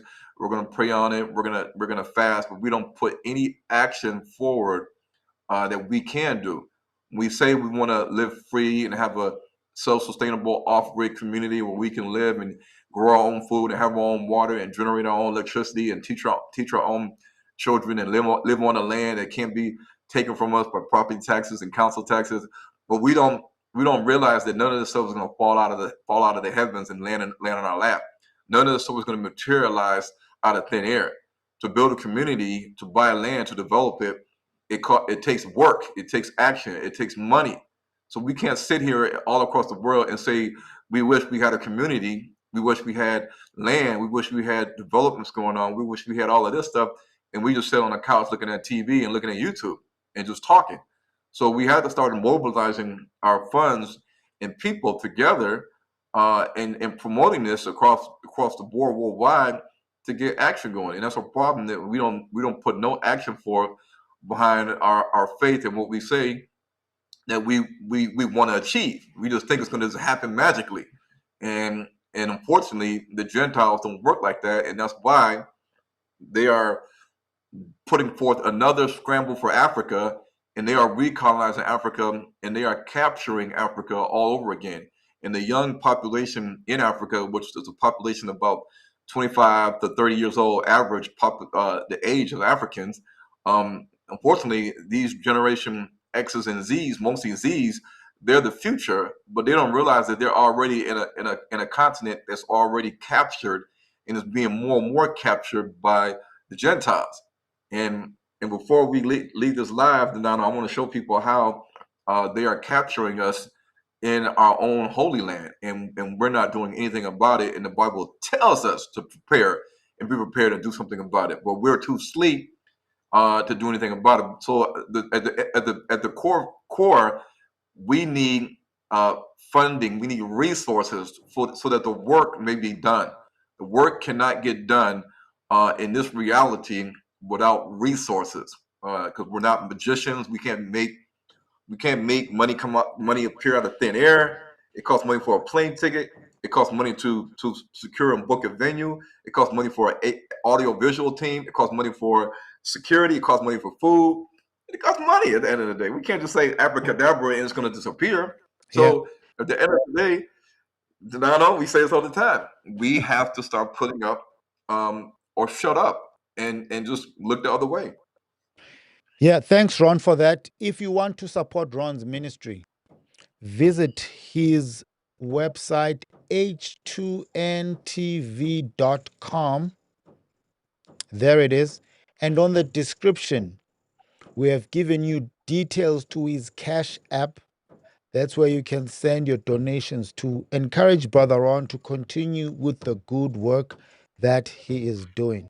Let us also acknowledge people that are supporting this live, supporting this platform by giving super chats and super stickers. We have a super chat from, let me just take this scrolling text out. A super chat from Schneider Manheim 3463, a super chat of $9.99. He's saying, from beyond the rivers of Cush, quoting Zephaniah chapter 3, verse 10, there you will find the descendants of the Israelites, the Bantu. We love scripture here, and I must apologize, Ron. We haven't read scripture, but let me go to that scripture that's been quoted, right? Zephaniah Yeah. chapter 3, verse 10, let me start from 9, purification of the nations. It reads, for then I will turn to the people a pure language, that they may all call upon the name of the Lord to serve him with one consent. From beyond the rivers of Ethiopia, my suppliants, even the daughter of my dispersed, shall bring mine offering. I don't know if you guys can pick up, there's some work that's being done here just below my studio. So I apologize for the banging that you might be hearing. Let's also acknowledge two more super chats. One from, let's bring this one in, one from Kimberly Moore, who's also a channel member. Thank you, Sister Kimberly. We appreciate you. Good morning. Did you hear about the interview with Tucker Carlson and Mike Huckabee? I believe that Tucker Carlson's heart is open to the truth, and I pray that he gets to see your film to know the truth. It's been trending, Ron. Do you want to say something about that interview and the ambassador to Israel We from the States? we've already tried, Candace Owens and Tucker Carlson and these guys that are talking about the Khazarians, the DNA of the Jews in Israel, and all these things. But unfortunately, they're not going to interview somebody like me on a world stage where millions of people are looking at what I have to say. They're just not going to do it. And there's various reasons why I think so. But Candace Owens knows that the movie has a creator, and that the creator of the movie has knowledge and information that the Jews don't like, and I'm more well equipped to talk about these things than she is, even though she tries to do her research and talk about the Khazarians, and then Tucker Carlson talks about the genetics of the Jews, and can we get a DNA test? Can we prove this with the human genome and whatnot? But none of these guys are going to go into the genetics, the DNA haplogroups, the Y DNA, the maternal DNA, the autosomal DNA. They're not going to go into these things and break it all down for people in the world to understand how the DNA of the Jews uh, can be connected and is connected to Central Asia and the land of the Khazarians and the land of the Turks, the Turkic tribes. Even the white Arabs come from Central Asia, Turkmenistan, Uzbekistan, Kazakhstan, Kyrgyzstan, the Pontic Steppes, the land of the Gokturks, right on the cups of the Tang Dynasty of China. Um, they're not going to know. They're not going to know any of this stuff because they're not well researched and studied in these topics. People like myself is, but why they don't ever have me on these platforms on YouTube and radio stations beats me. Yeah, I and, don't and know. and as you're saying, Ron, I think you're correct. You're on 100. It's not enough to say that these guys are lying, but it would bring out the full information by bringing someone who has knowledge on the lies and who can point you towards the truth. Because what your Tucker Carlson and your Candace Owens are doing, they are exposing these guys for their lies, but they are not saying this is actually where the truth is. So may God continue to bless you, Ron, for bringing out that truth that is much needed. So thank you, Sister Kimberly, for bringing this one up. It's something I was talking about with Sir Ahmadi Ben Yahuda. I've also spoke to Ron about it, especially that interview with Huckabee, who it seems Americans are not very happy with how Huckabee presented himself. But we move on. Here's another super chat from Supermodel Society. They have nothing to say, but we see you, Sister Jeremiah. Sorry if you didn't want to disclose, so I won't say your full name. Thank you for that super chat of $49.99. They've been supporting the channel. They've also been here and we've featured them with an interview on a very interesting and commentary on the book of Esther and the prayer of Esther. Check it out. It's on the platform. We have people waiting. Gentlemen, thank you for your patience. Let's bring in wisdom. We see you, Jonathan Watt. We see you, Brother Coffee. We'll come to you, brothers, just now. Let's start with you, wisdom. Welcome, brother. Let us know where you're calling from and let us know what you have for Brother Ron. Yeah, good evening, Brother Dinano, Brother Dalton. Good evening. I hope you can hear me. We can hear you, brother. Go ahead. Right. Brother Dalton, may Yahuwah bless you for what you have done for me, especially, and for the kingdom at large. It's through this channel, Something Nice with Dinano, that I came to know you. And by what you said, I started searching the scriptures for myself, and it has helped me a lot, especially with the biblical revelations that the Lord also spoke to me about, and it is matching up very correctly. And my journey in the kingdom business started with your message. So I believe you are a prophet of the Most High. Without notwithstanding, I have few issues with us. I remember when the people of Israel went into slavery and they were to come out of slavery from Babylon. And many other slaveries had the people of Israel entered. The Assyrian slavery and so many others that we can count of. Sometimes what happens is that even when it is time and the prophets are sounding the horn that, see, we need to come out of slavery, it becomes so hard and very difficult for our people to listen. But the problem also of today that I am seeing is that our leaders and those who are sounding at the horn must come up to something by uniting us. What unity am I talking about? As I came onto this platform, Something Nice with Dinano, I have waited. When you brought up the WhatsApp channel, I thought like we would all come together on that channel, start to have a conversation, a nationwide conversation that will bring all of us together.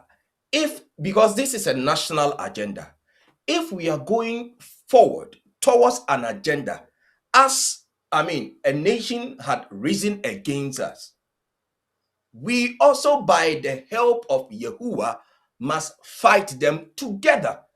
Brother Dalton, this is not your fight. It is the fight for the whole nation. And you alone cannot go. But if we stand aloof from afar and no one is bringing all of us together, if you are a leader, if the Lord has sent you, then I am praying thee that try to bring us together on a WhatsApp channel, on any channel, where it is not by peculiar interest, but this is what the Lord has spoken unto me, or this is what the Lord has put on my heart. And so, these are the challenges I am facing. How do we help you? But like your channel to which you are, you are professing, we need to, contribute to it. Now, if somebody is not understanding, he might understand, but if somebody who, have watched one of your videos or two of your videos, don't know you in person, don't know where you are coming from and such, the person would not have that ability to come and say that, okay, I am donating to your channel. But when it becomes a national agenda, right? So I am thinking that this is a national agenda that we must all pursue together. That we know that, okay, this is our leader, Brother, right? it's beyond national. It's international. It's a worldwide agenda. What I mean about national agenda is the Israel agenda, the Hebrews agenda. God's agenda is what I'm talking about. I hope you get it. Not about the international phase, but it is about we, the Israelites, we, the real Hebrews. All right. So the national agenda is about that. So I believe that if the Lord has given you something, kindly bring us all together. I will join myself. And where I'm calling from the UK by the grace of the Lord. When we get our money, we give some to the poor, we do our donations, but we need to have a focus. And how, as Brother Dinano is saying, somebody says, okay, come to Ghana, my home country, come to Nigeria, come to any other place.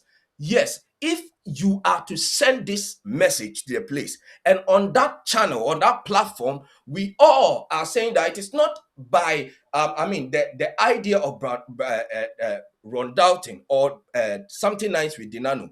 We are all going for this. Okay, there is a missionary, right? When the Europeans were coming to Africa, they teamed up, sent missionaries to us to come and disintegrate our ideologies that the Lord has given to us. So if the Lord has given you this mission, it is not for you alone. Kindly bring us together. Because if you don't do that, then everybody will watch from afar. As I am doing, I'll be doing from my screens. I'll be watching every day. But if we are not united, and I don't think that is a personal fight, because we cannot do it without unity. Thank you. I Well, agree with you, brother Wisdom. I agree with you. We have to find ways of working together. And Ron knows this. I've told him that sometimes I well, get tired of talking, right? We talk too much. I We can need to tell, act. I can Go tell ahead, you, Ron. the people, we have a problem with everybody wants to be the leader. Everybody thinks that they are the leader. They want to be the leader. They want to start their own community. They all have the truth, and they don't acknowledge and accept other people that God has chosen. The Bible says many are called, few are chosen. There are people that are chosen to do a specific task and an assignment and a mandate in the world and in this time and day in Africa. I'm in a lot of WhatsApp chats uh, of people that are awake to their Hebrew identity. WhatsApp chats in South Africa, in Zambia, Tanzania, Kenya, Ghana, and other countries. But the problem is in these chats, it could be a lot of people in the chats, like usually it is. People are just posting the news. They're just posting certain things that don't make sense, like posting just scriptures, Merry Christmas, Happy Holidays, Happy Hanukkah, Happy Purim, Shabbat Shalom, Happy Sabbath. I'm breaking down and telling them things that we need to be doing right now. Uh, Action plans, preparing, planning, goals, the sign of the times. Why this is critical. We need to come together and act. And nobody's engaging. Nobody's saying anything. Nobody's trying to support. Nobody's trying to do anything. So I usually tell people in these chat groups, what is the purpose of being in here if all we do is report the news, what's going on in Africa, what's going on in Israel, what's going on in Iran, what's going on in America, different events that different people might have in the country, Men's Day, Women's Day, revivals, happy holiday. I'm like, what are we doing here? We're gonna keep doing this year after year after year after year after year, and nothing has changed. We have to acknowledge and accept the chosen leaders that the Most High has put forth in this time for us to lead us uh, to where He wants us to be. Unfortunately, there's too many people out here that they all believe that they're leaders and are leading people astray, and because of that, in their doctrines, they're like, well, we're not going to support Ryan Dalton because he's not one of us. He's not part of our organization, assembly, camp, synagogue, church. We're not going to support him. So we're not going to invite him to speak at any of our events or conferences, or even tell him, hey, let's put together an event or a conference in America or in Africa, and we're going to allow you to teach and to speak what you have to say. They're not going to do it because they don't agree with the doctrines. They don't agree with what I'm saying or teaching. So it's a conflict of interest because they already have their own congregation of assembly and following, and they can't seem to go against what they've been teaching for decades. So everybody has their own little cliques, their own little groups, their own ideologies and theologies and beliefs on what we should be doing and when we should be doing it. And unfortunately, because of that, we are a stagnant people, and we're never gonna get nothing done until we realize that God has chosen specific people to do these things. And that's really what it's all about. Ron, let me bring you this challenge to you, Ron. We've both reached a point now where we've realized that there's too much talking and we share insignificant news. I mean, there are news channels to do that, right? We don't need to do that. We need to hold. Okay, it's something we've been talking about. Maybe you might want to let the people know what we are planning to do, the two of us, Ron.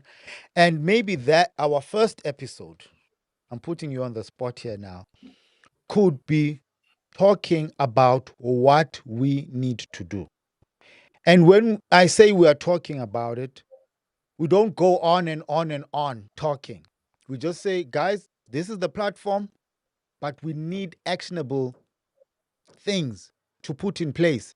We need deadlines to say, if this is what we're going to be doing, we give it 6 months. It has to be done. We give it 3 months. It has to be done. Because talking is tiring. And we under a situation that needs urgency, that needs action. Ron, can we do that? Yeah, I'm down for whatever. I don't care. I mean, look, as long as you tell me when to be there, what time, the location, I'm there. As soon as people start saying, "Well, Ron, look at these venues and let me know if we can have an event at this venue," and I say, "Okay, who's going to pay for it?" And they look at me and say, "Well, I thought you were going to pay for it." I say, "Well, I got to pay for everything." If it's going to be beneficial for the whole community in the country of South Africa, why can we rally up the funds to get these venues and locations to speak to the people? If you say that the people don't have they're not always on the internet, they're not always looking at YouTube, they're not on the Donald's channel to know what you guys are talking about. You got to reach the people out in the city, in the townships, in the universities, in the churches. Uh, okay, that's fine. I can do that too, but don't expect me to have to finance and foot the bill for everything. That's what I cannot do. And I'm tired of people saying, "Well, you should have it here. You should have it here. You should have it here." And then we call. They sent the owner of the venue says it's going to cost $5,000 to use it. I'm like, I'm not paying for that. I mean, if people complain, well, we got to pay for tickets. It's too Ron, much for that's not what tickets. I'm talking about. That's not what I'm talking about. Yeah, but You we can know do whatever we want to know. the platform we need to do, the two of us.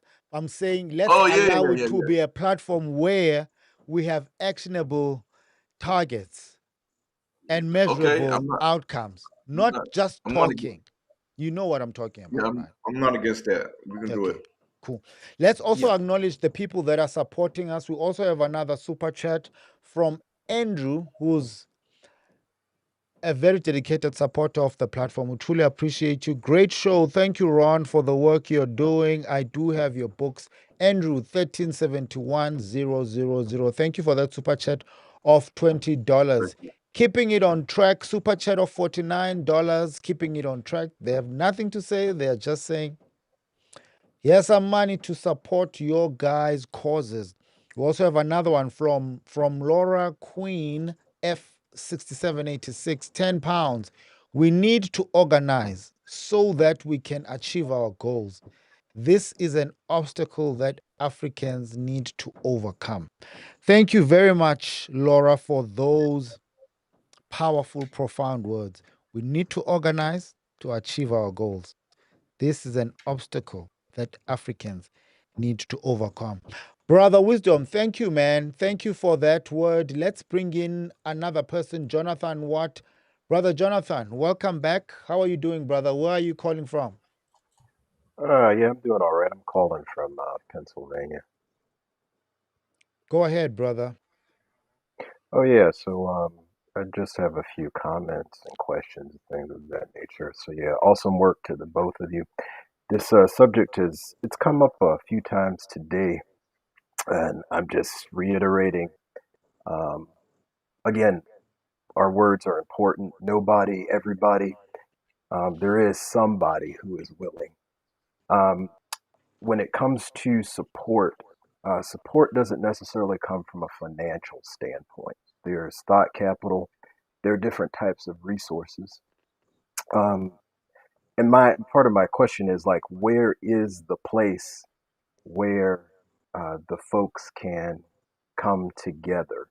You know, I don't agree with everything that Ron brings forward, but I support you. I don't believe everything that Dinano brings forward, but I support you. Um, and it's not just about money. You know, I do a lot of travel myself. You know, one way that you could support someone is I have a lot of miles with United. Let me cover your ticket. There are a lot of brothers and sisters on this channel who are lawyers, engineers, scientists, and things of that nature, and have a plethora of resources who are willing to support and provide. Um, and then the other thing, um, Dinano, there just seems to be some trolls in the on the show sometimes, and obviously the chat can get a little rowdy, and Thank you. sometimes folks just need to be kicked to the moon. Yeah, So thank you, brother. I actually picked that up and I have this scrolling text that I usually put up, and I've actually noted two people. Thank you, brother Jonathan, for bringing that up. Let me actually look at those two people that I noted. Tyrone Django. Tyrone, I know you for bringing up smoke in the chat sometimes because I know you say a couple of things that make people uncomfortable and that does not sit well with them. I noted Tyrone and I saw AM 713. Guys, please sort it out. Let's be respectful. Let's be matured. Let's not act like, I want to say, kids in a high school playground. We old enough here. Let's just be matured and hold ourselves accountable and be respectful towards each other. Thank you, brother, for bringing that up. I truly appreciate that. yeah, no And of problem. course, you're correct. It goes beyond financial support. S- The work that people like Ron are doing is quite taxing emotionally, physically, and otherwise. So we need all that type of support, holistic approach to support, not only financial, even though there's place for financial support, but there's also different types of support that can be provided to people. Ron, do you want to say anything on that? Yeah. If people have, or if you have United or Delta points for tickets, then send them my way. And if you have lawyers that are willing to fight the Jews in South Africa, send them my way. If they work pro bono for free, then hey, I'll use them. But nobody has stepped up and said, "Hey, Ron, you know, we know that you got a mission to complete. That people want you all across the world, and in Europe, in America, in the Caribbean, in Africa, in different countries to spread what you teach. We know that you got to go, you got to get on a plane to do this, and I'm willing to pay for your plane tickets. Nobody has reached out to me, period, and said, I want to pay for your airplane ticket. I want to pay for your legal fees. Nobody to this time, has said that. So a lot of the Israelites say that they'll support me other ways, but they have not shown that they're going to do that. That's why most times we say support us financially, because at the end of the day, things in this world cost money, and we can't get things done in this world without money, especially when we're talking about nation building, community building, having events for the people in the different townships and cities and churches and places that people need to hear our words being spoken about, organizing, having meetings, having conferences, seminars, events. These are the things that get people out when they don't have to necessarily, be a follower of Dinano or have the data to get on the internet. They may not have the data to get on the internet. They may not have a phone. They may not know about Denal's channel. So how are they going to hear? But when we organize these things in the local communities in South Africa, then we can have engagements with the people. But again, this costs money because nothing is free in Africa. People don't work for free in South Africa or America. So funding is important. That's why we see it used so much in the Christian church, in the Muslim mosque, and even in the Jewish synagogues. People know that funding is crucial to building whatever the desires and needs are for the people.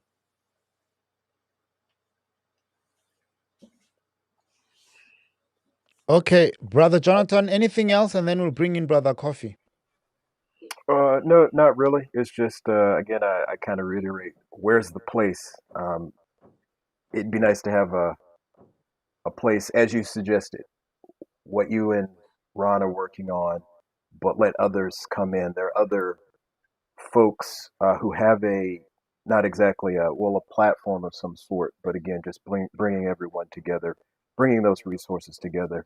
Again, I'm willing to support, um, financially as well as with other resources. Brother Jonathan, please get hold of me via my email address. It's Sure. on the about section of the YouTube channel. We'll talk. Can get on a group with Ron. We can talk. We need to talk. But beyond talking, as I always say, we need to take action and have actionable outcomes on whatever it is that we plan to do. Thank you, brother. Let's bring in Kofi Elise. Brother Kofi, welcome. How are you doing? Where are you calling us from? By the grace of yeah, I'm doing well. And how are you doing too, brother Ron? How are you doing? Good. Calling from Charlotte, North Carolina. Welcome, Brother Kofi. Say what you need to Thank you. say. Do you have a comment? Do you have a question for Ron? A message of support? Yeah, both. Or the three of them. Ryan, I just want to encourage you at this situation.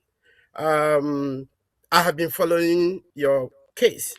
Um, the last time you spoke with Brian Banaya Israel, and discussing about what was going on. I think when the case started, you were in contact with him. I think he has a legal background, and then or something like that. Knows a couple of lawyers. I think they were. He said something that they will help, but I don't know what happened. I just want to encourage you, and don't let it be that hey, this sent me down and I couldn't rise up again. I pray to you that you will give you the strength to move forward and the knowledge to navigate through this situation. My only contribution or something that I also want to share is that um, it seems maybe South Africa is where your mission is, and that is also understand.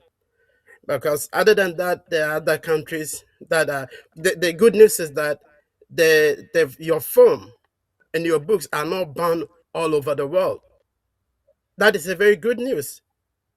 That let's uh, push to where they receive us and do more. Because even Yahweh Shai told the disciples that when they receive you, share the good news. When they reject you, shake off the dust off your feet and move. So people who are willing to receive you are people who are willing to get knowledge and be educated. So I just want you to, if don't spend, because it's good to win. It's good to win. But if the South Africans are not helping you to spread this message there, because everything is in their hands, the power that governs this over there. People can bring in money, support you in so many ways, but if the authority there says that you can't do anything, you can't. So please, if uh, it might be difficult, but if you can also focus your attention on other people, other nations, other countries in others, because if they receive you, it means they're ready to support you to succeed. And then people see maybe your effort as solely because they think that the benefit goes to you alone, not knowing the benefit goes to everybody, all of us. My family rented your movie when it came out, and we watched and we jot down notes, and it helped us to do more research work, because that is how you get knowledge. That is, the knowledge is power, but applying the knowledge is powerful. So I want you to, if South Africa is not ready and you have to burn all your resources there, others are ready to receive you. Okay, the issue with our people, I must also say that it's not everything that I agree with you. Well, you said that I agree with you, and that is the beauty of we being human beings, that we should be able to uh, disagree and then also agree in areas. Then we move on. Our people are becoming more of uh, auto autocratic leaders. They don't want. They have said something, and they don't want anybody to bring contrary view, and that brings a lot of uh, discomfort and this how do you call it disunity. If you study history, the church history, this what Israelites are doing is the same thing that European Christians were doing. They were killing each other. They were even more savage than us. They Protestants against the Catholics, and the Reformation, the formation of so many churches, Latter Day Saints, Methodists, Adventist Church, and so many of them came because of what? The same disagreement, because they believe in one aspect of the scripture, that should be the way, and others, because others are challenging, and they move away. So I want us to focus in. It's I see it as a preparation. We are building. Let us agree to disagree. Where we see that the scripture says this, we shouldn't bring our opinion or our personal contribution. And when somebody is disagreeing with you, maybe we feel that the person doesn't like or disrespect us. No, but for the beauty of the kingdom, we should all be able to if not all of us, because even the scripture says that remnant, so not everybody who will be able to make it to the promised land. And lastly, I just want to say that most of contributors are, are very important to discussion like this, and we want everybody to come out. Please share ideas, bring it out, so that we'll be able to know what to do. If there's a channel that we can all be on and then contribute, because Iran is good in the area of DNA, and it will be difficult to, I mean, beat Ran on that aspect. But the other aspect, maybe there's another person who is also good at. That person comes in, and then we bridge them for the beauty of the kingdom. For the beauty of the kingdom. Because other than that, nobody, I always say that if you do your own entry, you can do your own exit. But if somebody calls your entry, it's difficult for you to get your exit. Because if Yah has caused us uh, to enter into such a situation, we cannot ourselves get out. And that is why he's saying that we should repent and call on him. The person Let's who end it calls there, Brother our Kofi. Let entry. us repent and call on him. All right. Thank you, Brother Kofi. Ron, do you want to respond to that? And then we'll take Son of Israel and Oyua. I'm struggling, Oyua, but we see the two of you will bring you guys in. Ron, do you want to respond to Brother Kofi? Uh, no, but I want to make sure we have time for the slides We will and not. have time. Let's bring Uh, in these two brothers, and then we'll give you time for the slides. Son of Israel, and there comes another person. We can't turn people away. Brothers, just keep it brief because Ron still has another presentation to do. Son of Israel, you're first in line. Let's bring you in. Bring yourself into the picture and give us your comment or question or message of encouragement to Brother Ron. Go ahead, brother. Welcome. Can you Where are you calling from? We can hear you. Yes, go ahead. okay, can you guys see me? We can see you. I'm going to make you bigger here. Let us know where you're calling from and give us what's on your mind.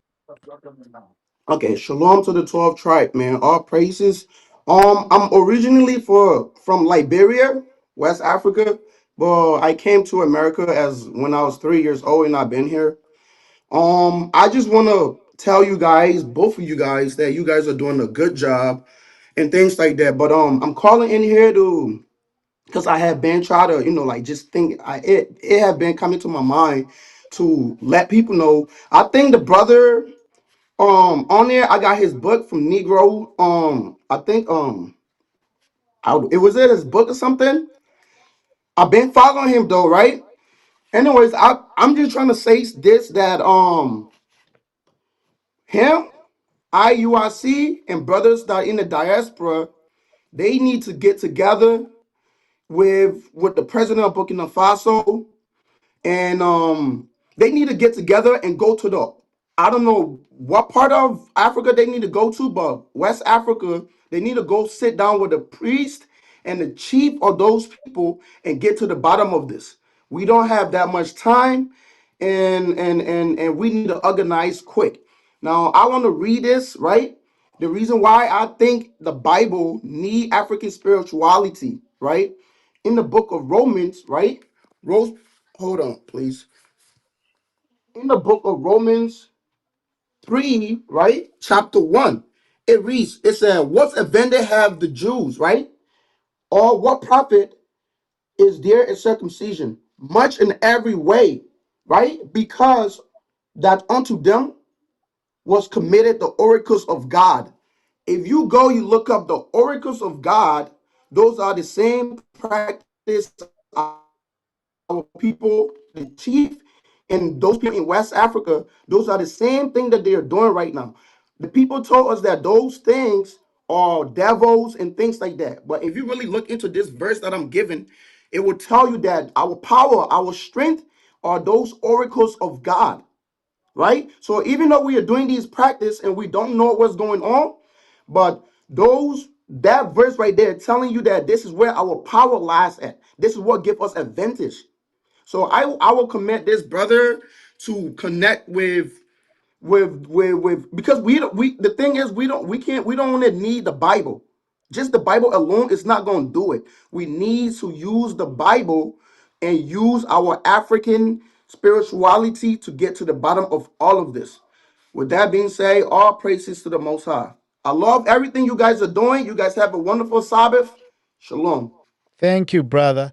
Let's bring in someone else. We got Ouya. Let's bring in Ouya here. Thanks, Son of Israel. Ouya, welcome, brother.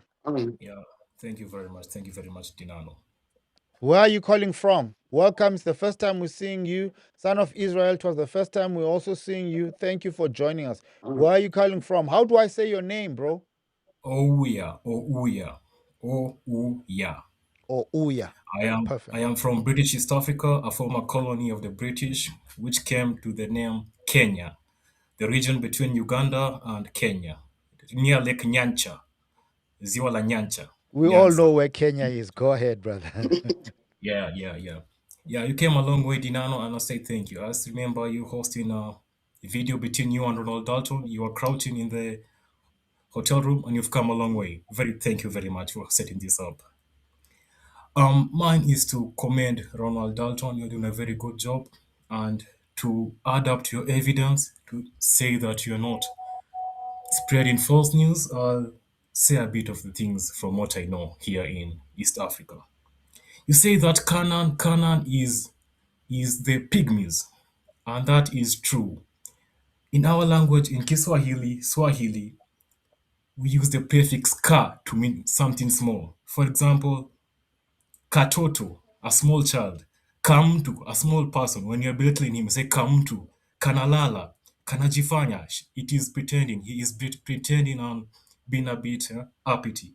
Kalifanya, he did that, but making him making him minor. And also kukana, to reject. This goes hand in hand in what Ronald Dalton is saying, and I'm saying what you're saying is truthful.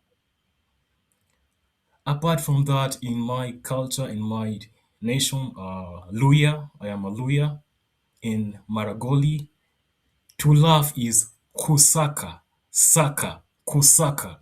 And Isaac, from the translation of the Hebrew Bibles, Isaka, meaning the mother laughed when she had the prophecy of Isaac coming up, of her being pregnant. So what you're saying, Ronald Darto, it makes sense. It makes sense. I can believe you for that. You're not hallucinating or something like that. Kusaka, Kusaka. You can ask anyone. In Luya, Maragoli, it means to laugh. Kusaka, Isaka. And also the last one is Mulembe, Mulembe. We're known as the Mulembe Nation Luya. Mulembe means peace. And I heard Ron saying that Salembe, Salembe, Yerusalembe. Salembe means peace. Maybe Ron, you can add that, you can counter that, but Mulembe means peace in my language, in my native language. So it goes on, it adds in, it adds in. So what you're saying, Ron, it makes sense. But I have one question for you, Ron.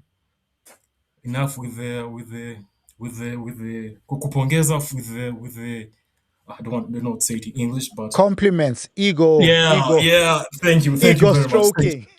Yeah. So the Jewish factor in Ethiopians, in the Habesha, the Ethiopians, where does it come from? Does it come from the Bantu DNA in them? Because I've seen multiple DNA summary of Ethiopians of Habesha, and they are very minimal. I don't know where they get the Israelite DNA from, the Jewish. Yeah. That's a question for you, Ron. Yeah. Yeah, they have a mixture of Israelite blood, Cushite blood, and Arab blood. So the black Arabs. So you know this E1B1A2 and E1B1B, the certain subgroup that they have, um, and then even when some of them have the Y DNA A3B2, which is seen in South Sudan, and then of course on the other side of the Red Sea is Arabia. So the Habesha people are in a mixture of Israelites, Semitic people, and like the Arabs, and you may even have some Moabites, Ammonites in there, and then the Cushites. The history of King Solomon and Queen Sheba was that King Solomon sent one of the leaders or the men of each tribe, along with Menelik, back to uh, the Queen Sheba's kingdom with Menelik to officiate and spread the new religion, the monotheism of the God of Israel instead of the pagan gods. So once they started to start the Solomonic dynasty in Ethiopia, then you started to see a merger of a Shemitic and Cushitic people with the Israelite people and culture and way of life. And then, of course, over hundreds of years, you have socialization and admixture, intermarriages, where you'll see in that region, you'll see languages that are Shemitic or Afro-Asiatic, and then also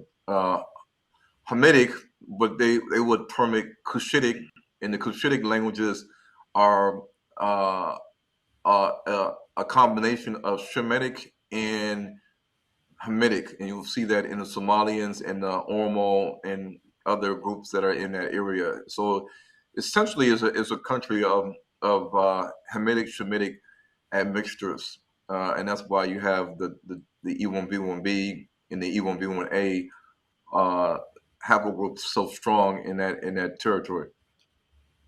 Yeah, thank you, thank you, thank you, thank you. Okay, that's all I have. Thank you. Asante sana Dinano, asante sana Rahul Dalton. That is all I have. Asante sana. Thank you, Ouya. What does your name mean, brother? Ouya means a man who walks fast, a man who moves from place to place in Luya, my father's name. Yeah, my father's and Thank you. my Thank you, forefathers. brother. Yeah, Thank you for calling yeah. in. And he's right because the Nana, we talked about this on the interview. The word ka ana in southern Bantu, the suffix ana means to be small, be little or tiny, and Yes. in the East African and Central African is ka. Mwana umdana. Yes. Yes. That's what it means. So kaana or kaana or kanan is in the Bantu languages linked to being tiny, small, little. It's also linked to being rejected, being Yeah. despised, being cursed. Is linked to being inferior, being subjugated to another people, to be brought low, to be humbled.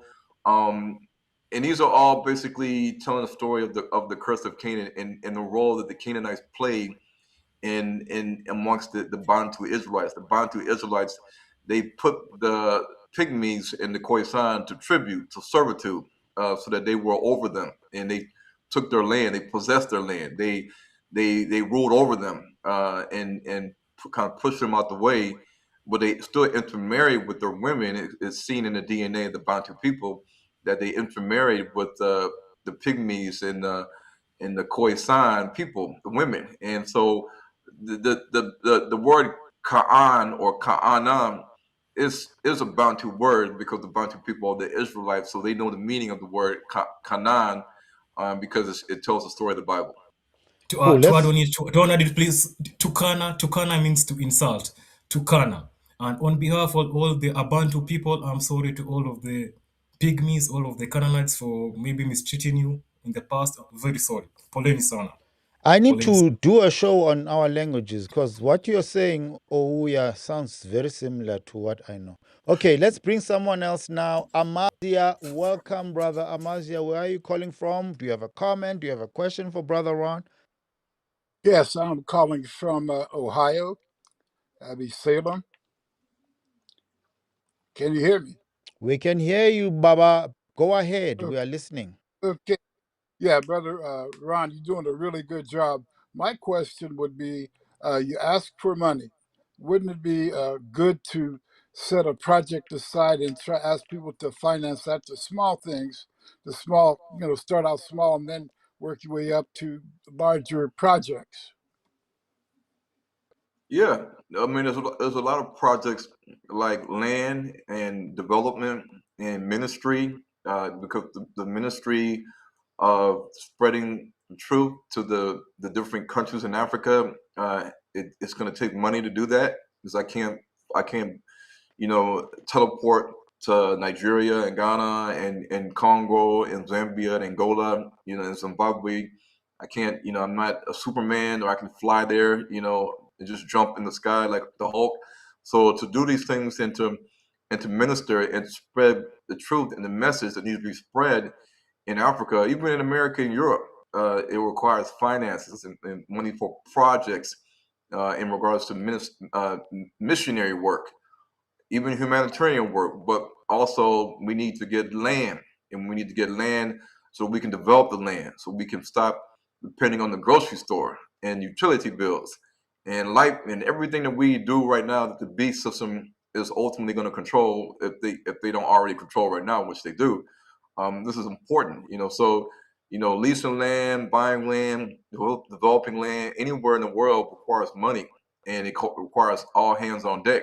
And the hands on deck, in reality, in Africa, you can't necessarily get people to build a house because they're going to say, well, I need to invoice you for the labor and for the materials. So anybody in Africa is not going to just build you a whole house and to say, I'm not getting paid anything, because they're gonna say, well, I got to pay for materials and I got to pay for my labor for me and my guys to build the house. So this costs money. So whether we're talking about land and development for a self-sustainable off-grid community, or we're talking about missionary work to spread the gospel to the people that are asleep in Africa, in Europe, then this also too requires money. The Christian church has this money. IUIC has the money. That's why you see IUIC all across the world, because they have followers, and the followers all listen and obey their leader, Bishop Nathaniel. Even though I don't have an organizational assembly, me saying these things kind of goes in one ear and out the other. Even when I say, this is what we're trying to do, this is our Cash App, this is our GoFundMe, this is our Zelle, and these different things, projects that me and Lorvins has talked about in the past, it just falls on deaf ears a lot in the Hebrew community. Maybe because a lot of the Hebrew community is fragmented, and we're all in our own little organizations, assemblies, congregations, and camps, and we're not going to support anybody outside of these organizations and camps that they have. So that's really how it is today in America. Even in Africa, you got all these churches in Africa, um, and they're not trying to hear the message of anybody trying to teach something different than what they're already teaching. So they're not going to say, well, we're willing to hear you out and let you speak and teach on biblical history. They're just going to shut that down, period, because they don't want their members to be affected by any new information that will cause them to lose their followers and therefore lose their money. Well, I'm a part of the Israel of God out of Chicago, and I see exactly what things can be done, and how efficient they can be done when you have a lot of people and you have a project to finance, and then people contribute to that particular project. I have sons worked in the government, and they also have a private business. And I know if they went to Africa, they can employ a lot of people. And just something like having projects set aside for businesses, or how much land do you want to purchase? Okay. I was in real estate. I'm retired now. But how much land do you want to purchase? How much does it cost? Where is it located? And projects like that. Instead of saying, in general, I just need money. Then if you need money for travel, then say, I need money for travel. Who would like to contribute to that? And over a period of time, people contribute. You see I what I mean? think, So Mr. quick, quick. Amazia, I think this is something you can have privately with Ron. Ron, do you Well, agree? here's the problem. Here's the problem. I've asked, since I've been in America, I've asked Israel of God to use her facility to hold a conference to talk about these things and to fundraise money for projects. Pastor Bowie and the Israel of God members in Fort Lauderdale and in Chicago, they have told me no. We have tried to call the head leader of Israel of God, Pastor Bowie, and his associates that are over these different churches, and we have not been successful. They have told us no, and that we cannot use their facility to speak on these things and address the audience about projects that we want to get funding for. So as an organization, the Israel of God is not going to fund or help buy or put into any projects that I'm putting forth out there to the people, because they're not in alignment with the teachings and the directions that I'm moving in. And that's the problem with a lot of the Israelite communities, that if I'm not teaching what they believe, and they believe I'm teaching false doctrines and in the way that I'm leading people to Africa and the things I'm saying we need to do, if they're not in alignment with that, they're not going to support that.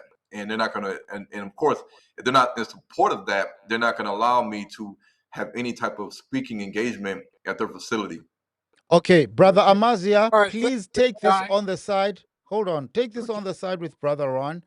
You can Okay. contact him on h2ntv.com.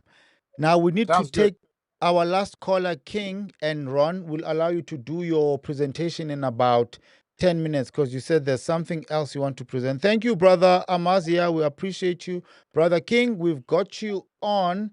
Let me just add you here and then you let us know where you're from. It looks like you're driving a truck there. Yeah, Just I'm focus on the driving. road, bro. Don't look at us. Focus on what you're doing. Yeah, We can hear I'm you. focused. I'm focused. Hey, can y'all hear me? We can hear you. Go ahead. Okay. Dinano, good job. Ron, ask for how much money ever the fuck you want to. Hey, This bro. is my Hey, message to the hey. African community. Hey, cut me off. Y'all Africans need to fix that shit. Ain't no way in the world. We've been in America fighting for freedom, and y'all been down there the whole time, and y'all ain't got shit organized. Nah, we can't have that type of language here, bro. Anyway, Ron, let's bring the presentation. I personally won't allow that type of language on my platform. I know some guys speak like that, but yeah, no, I'm personally not comfortable. So we had to cut that brother off. Ron, let's carry on with the presentation. All right. Okay. Here we Whilst go. you're trying to sort out your screen there, let's acknowledge this super chat from Kimberly, which is a second one of $5. What is Kimberly saying? Brother Ron, have you spoken with Pastor Omar? Can you see that surname? Tibu. Yeah. All right. Tibu. All right.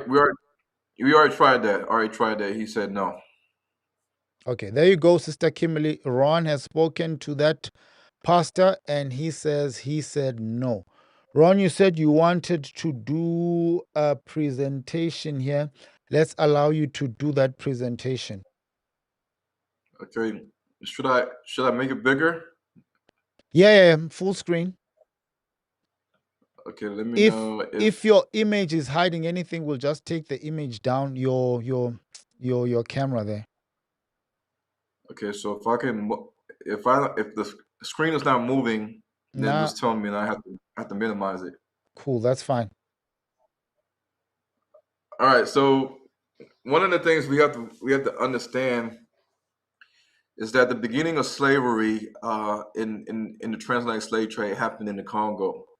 The Dutch West Indian Slave Company and Jewish stakeholders or shareholders, they were behind the slave trades. This was a known fact. The Dutch are a people. They have a language. They come from the Netherlands. They had this slave trading company that brought slaves from Africa and their colonies to the New World, to the Americas and the Caribbean. And so when you look at the slave traders that were Jewish, whether they're Sephardic or Ashkenazi, usually after their surname appeared the word Jude, Joode, or Juden, Joodem, or Jood, which is the Dutch word for Jew. So in the slave manifest, opposite of the surname like Moses Levi or Aaron Lopez or Abraham Isaac Pereira or Joseph Acosta or Francisco Lopez Henriquez. After these words, we will see the word Juden or Jode, Joode, Joodn. And in some cases, they will even have the word Hebron, Hebreeen, Hebreeen, which in Dutch means Hebrew, or identifying these people as Jewish slave masters that were taking slaves to Jamaica, to Cuba, Puerto Rico, to Suriname, to which is Dutch Guyana, to Brazil, to America, Virginia, to Charleston, South Carolina, to Newport, Rhode Island, all over the Americas, they had slaves. Now, this was a known fact. So, in the Congo Kingdom, the first slaves were reported to come from the kingdom of Ndongo, which is Angola, and the Bakongo people that are in Angola and in the Congo, their ancient language is basically Proto-Sinaitic Hebrew or pictographs. It's the ancient Hebrew. So the Congo hieroglyphics are in line with the Proto-Sinaitic Hebrew, which has 22 letters or characters in it. This was found in the Lovo Massif in the Congo. The Lovo, Lovo Massif caves is where you'll find in the DRC 18 out of 22 of the Proto-Sinaitic ancient Hebrew pictographs. The Bantu language, like I said, is the ancient branch of what we have today, modern Hebrew, and I'm going to prove it. The Congo Kingdom was ruled by one king over 12 territories or provinces. Each territory or province was ruled by a family line or a clan called a Kanda, Kanda, which also means the word book in Kikongo. So Wakanda means the people of the book or the people of the tribes. And Proto-Sinaitic Hebrew symbols, the Congo people in the DRC was not colonized by the state of Israel. It was colonized by the Belgium, and then on the other side, Uganda was colonized by the British, and the Kingdom of the Dongo was colonized by the Portuguese. And then also you have French as well that was in that little area.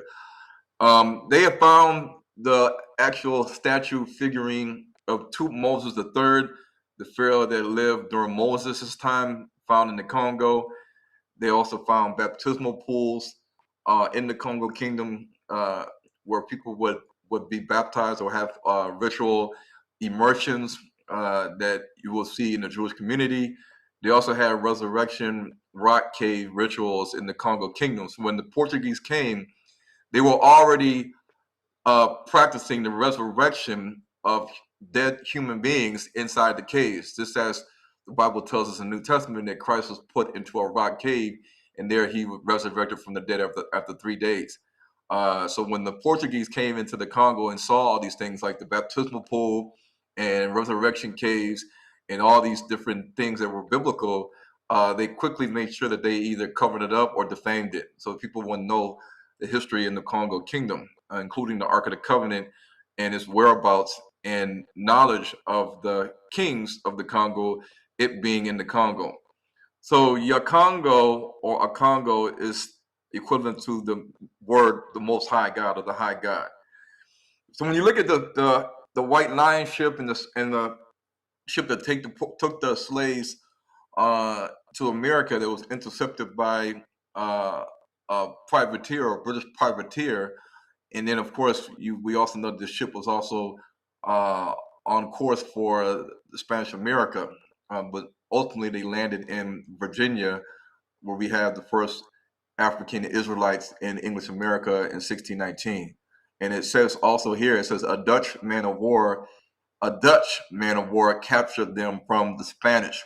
So the Dutch and the Dutch West Indian Company, along with the Jewish shareholders, stockholders of this company, were all a part in the financing and organization of the slave trades that took our people, our ancestors, which are the same ancestors of the Bantu people, to the Americas. So somebody that is your friend is not going to enslave you and take you across the Atlantic Ocean to be a slave. That is your opponent. That is your enemy. So we have to understand who our oppressor is and who are the oppressed. Did the screen move? Is it moving? It's The moving, screen? Ron. Hold on, Ron. Okay. How long is this going to Okay. take? Because I'm thinking maybe we should do a special program for this presentation. We're already going up to 3 hours. I know you can go on for 4 or 5 hours, but I need to go home now. How long do you think this is going to take? Shouldn't we make a special broadcast for this one? How much time do you have left? 5 minutes.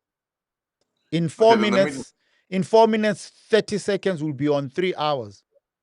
That's Okay, too let me long just for me. You know it's too long for me. yeah, let me just share what I want to. Okay, we can do that, but let me just share the You don't what I want you, to hit home. you don't want us to hold a special program? We can do it this coming We Friday no or next Sabbath. we, we can, but I'm just gonna I'm just gonna share it's like these 5 slides, like Oh, 4 or 5 slides, and that's it. It's not Ron, gonna take that long. Ron. It's not gonna take that long. It's not gonna take that long. You know what time it is here, right? Yeah, I'm gonna be quick. It's gonna be 5 minutes, 5 minutes, and then we can do another show. Go ahead, Ron. Okay, so let me make it bigger. Okay, the reason why all this is important. This is really the ceiling of the deal. Ezekiel 38 tells us and warns the Bantu people of a mass migration or immigration of their people, the Gentiles, to the real land of Canaan.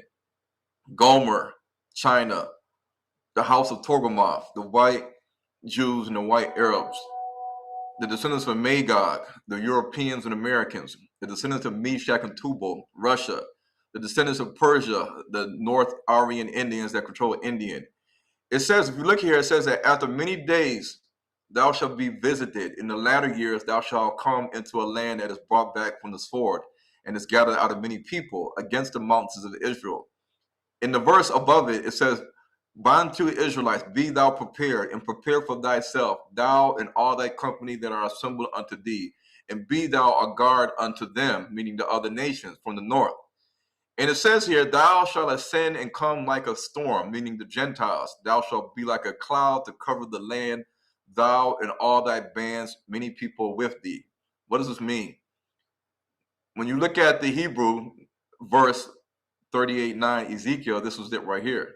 These are the words in Hebrew that I circled. And we can go over this next time. The word in Ezekiel 38:7, it means the word Allah means that the Gentiles, the Chinese, the Russians, the Indians, the Europeans, the Arabs, the Jews, they are going to come from the north to a higher sea elevation land, a mountainous land, a hilly land, which is Africa. The word show, it says they're going to ravage, destroy, to cause severe and extensive damage to the land of Canaan, trees, cutting the trees down for their needs, mining, polluting the rivers, lakes, stealing the land, all these different things. The Hebrew word bo means to come, to enter in. The Hebrew word anan is the cloud. The Hebrew word kasai in that verse, it means to flee. The Gentiles are going to flee, to hide, to cover for protection, to take refuge, to spread all over the land of Africa. The Hebrew word agaf is crowds or hordes of people. It means that the Gentiles are going to come with mass hordes of people to the land of Canaan, sub-Saharan Africa. The Hebrew word rab means many, much, and great people. A lot of people are going to be coming from all these different nations. The word means nations or people. This is happening right now in sub-Saharan Africa. What are they doing right now in sub-Saharan Africa? The United States, Europeans, and other countries are coming with aid packages. Aid packages such as the United States Health Aid Package that they gave, and a lot of African countries, including Ibrahim Traore, accepted it, even though they say we don't need Americans, we don't need the French, we don't need the white man to help us. We can do it ourselves. We don't need you guys just go somewhere. We're going to handle it from here. But we see that Canada, United States are all trying to bring forth their people for the mineral resources that they want out of the land of Canaan. This is in Ezekiel 38. It says that they're going to plunder and spoil the land of its resources, land and livestock, silver and gold. The Bible tells us, the Israelites in sub-Saharan Africa, to be prepared. Prepare thyself and all thy company and those that are assembled unto thee, and to be a guard unto the Gentile nations. So when the United States comes and says to the Congo, we got a package for you, a health aid package. Are you going to take it? The DR says, yes, I'll take it. $1.2 billion deposited it into our bank account. In return, what do you want, United States of America? Ron, Zimbabwe said, let me plead with you. This is interesting information, and I don't want you to rush through it because now you are running through it. And it actually speaks to what's been happening in this country where I'm in, South Africa, concerning some of the support that some entities in the country. There's a king in the Eastern Cape, King Buele Kaya Dalindyebo, who has been funded by some Israel entity to help with some water issues in the Eastern Cape. So this is Right. happening.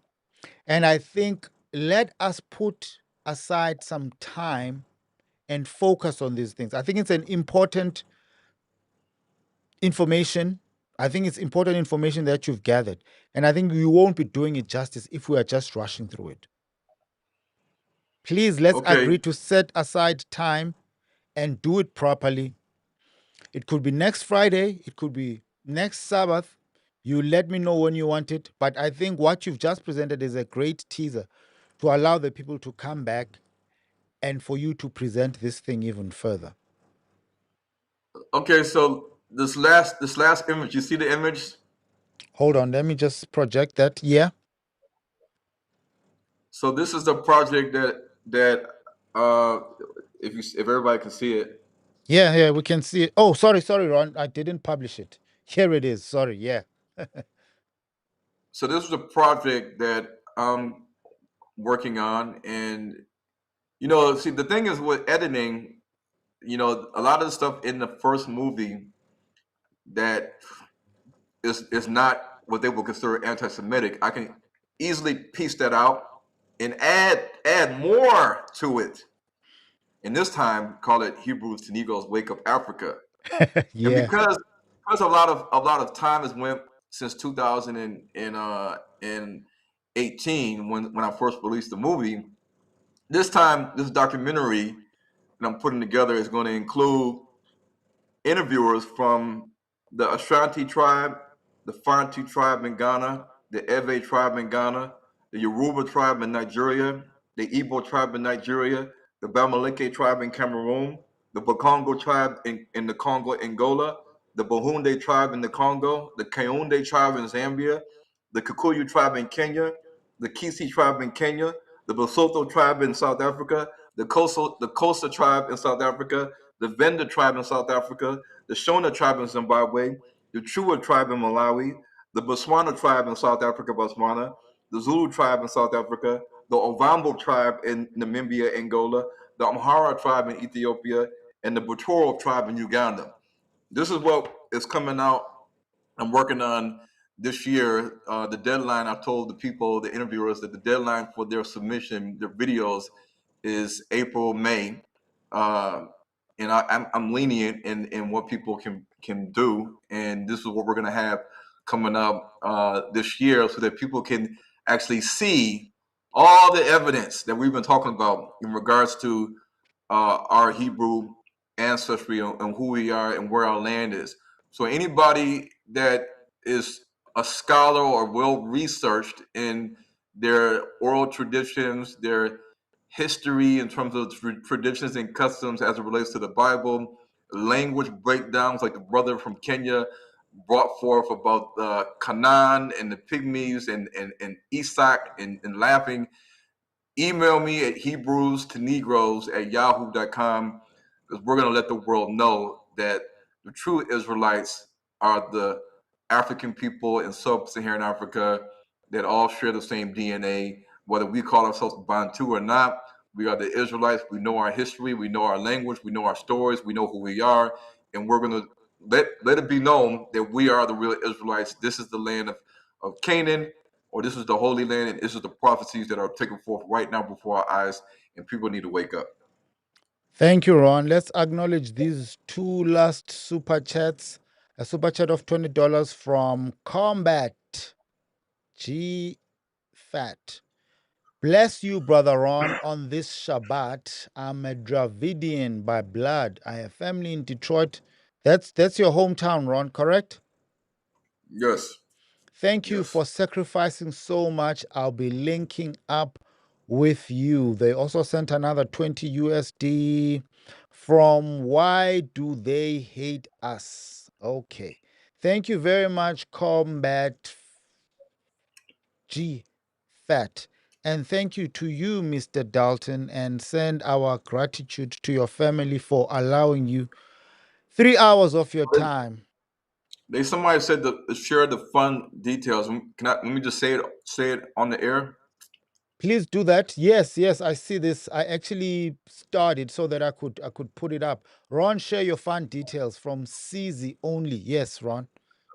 Okay, so in America, we know Cash App is $ Hebrews with an S, the number two, Negroes, Negroes.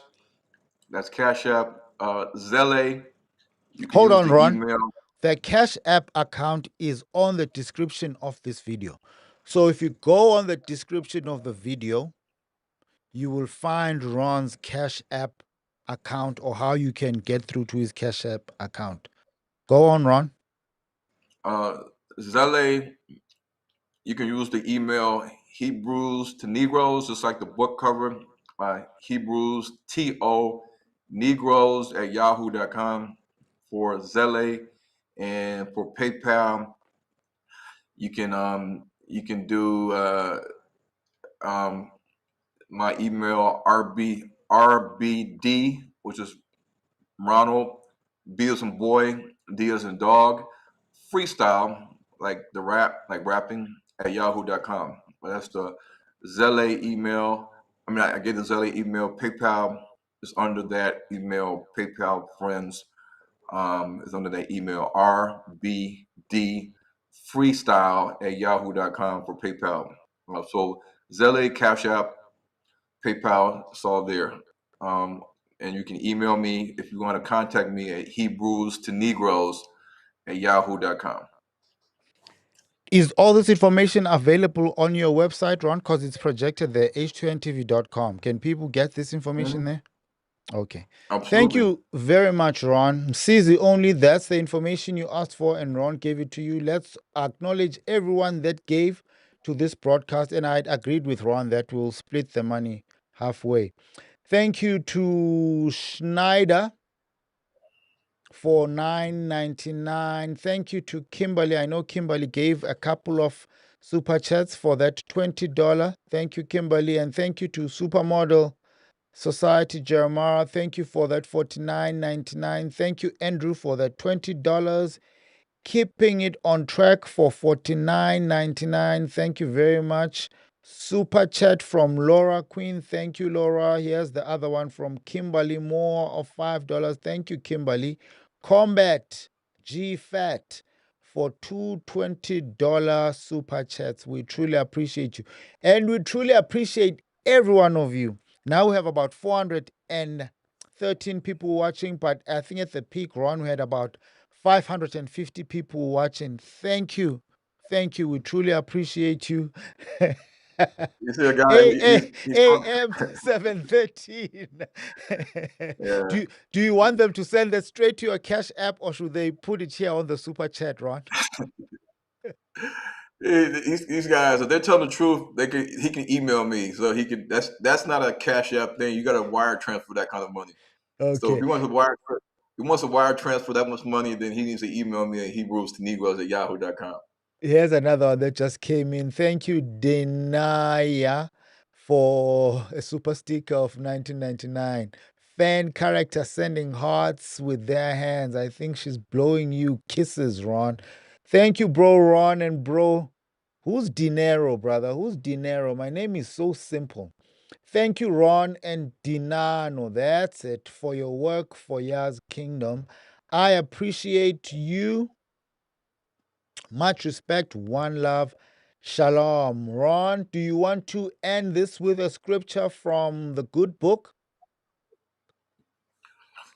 Um, yeah, the Bible, for people that are listening, even if the Jews are listening or the agents, the Bible says, Yahuwah is my light and my salvation. Whom shall I fear? Oh, And yes, and we all know the rest of that scripture. God has not given us a spirit of fear, but of a sound mind. And we have power. The Holy Spirit gives us that power to resist and to overcome the enemy. This is not a defeat. There's many other Hebrews to Negroes movies that I'll be sharing in South Africa, and they can't stop the power of our voice, us talking. in presenting these things in presentations like PowerPoint, getting the information out to the people. So all is not lost. The Jews have not stopped anything, because as long as I'm alive and breathing, and I have the gift of the things that the Most High have given me in terms of the knowledge and the research I've done over the last like almost two decades, then I will get this information out to the people as the Most High wills it to be. And as you guys have seen, we're not giving up. We are constantly working on projects like Hebrews to Negroes Wake Up Africa, and other projects that are on H2N TV that breaks down, like the brother said earlier, the true Bantu meaning of the word Canaan or Canaan, and it all points to the fact that we are the original Israelites, and we are in a good land, and this land is supposed to work for us in the end times, as the beast system tries to control everything that we have: food, water, shelter, utilities, education, healthcare. The beast system wants to control, track, trace, and monitor everything, and they want to use these laws to censor, ban, and make truth illegal. So we have ways around that, and we need you guys in YouTube land and out there in different continents and countries to support, support. And I can be easily reached at Hebrews to Negroes at yahoo.com. If you want to tell me something, you want to donate, you want to see what projects I'm working on and how you can assist or mobilizing people in different countries for me to come out, just hit me up. I'm ready and available. Shalom, family. Shabbat shalom. Thank you, Ron. Thank you, everyone, for joining us. It was a great one. We will put up the information on the follow up on Ron's presentation. And I promise I will allow him to present. We'll give it how many hours? 2 hours, 3 hours, Ron? And we'll go for it. Thank you. You Have said a not on what the guy saying. Hebrews to Negroes. The Jews have made it hard for people to find me on Cash App. It's true, because people have told me this. Even though I am on Cash App, when you type in the word Hebrews to Negroes, you might not. It might say not found, and this is a problem, because a lot of times I've had to send these people $1, and then they see me. They say, "Oh, you're right there. I see you." It's crazy because a lot of times I have to send people $1 so they can see they can actually see that there's an actual Cash App account, and then they can send me the money. That's how the enemy is so crafty, is that they can ban me from GoFundMe like they did in 2022. They can ban me from Indiegogo and restrict certain size donations from being accepted, because they say it's fraud or it's something going on.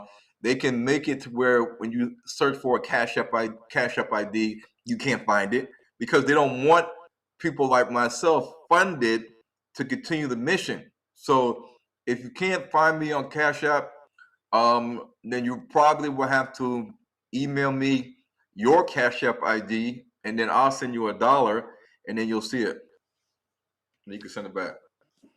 Thank you. Thank you, family. This is where we ended. Have a good evening, good day, good night, depending on where you are. We truly appreciate this global community. Much love. Shalom.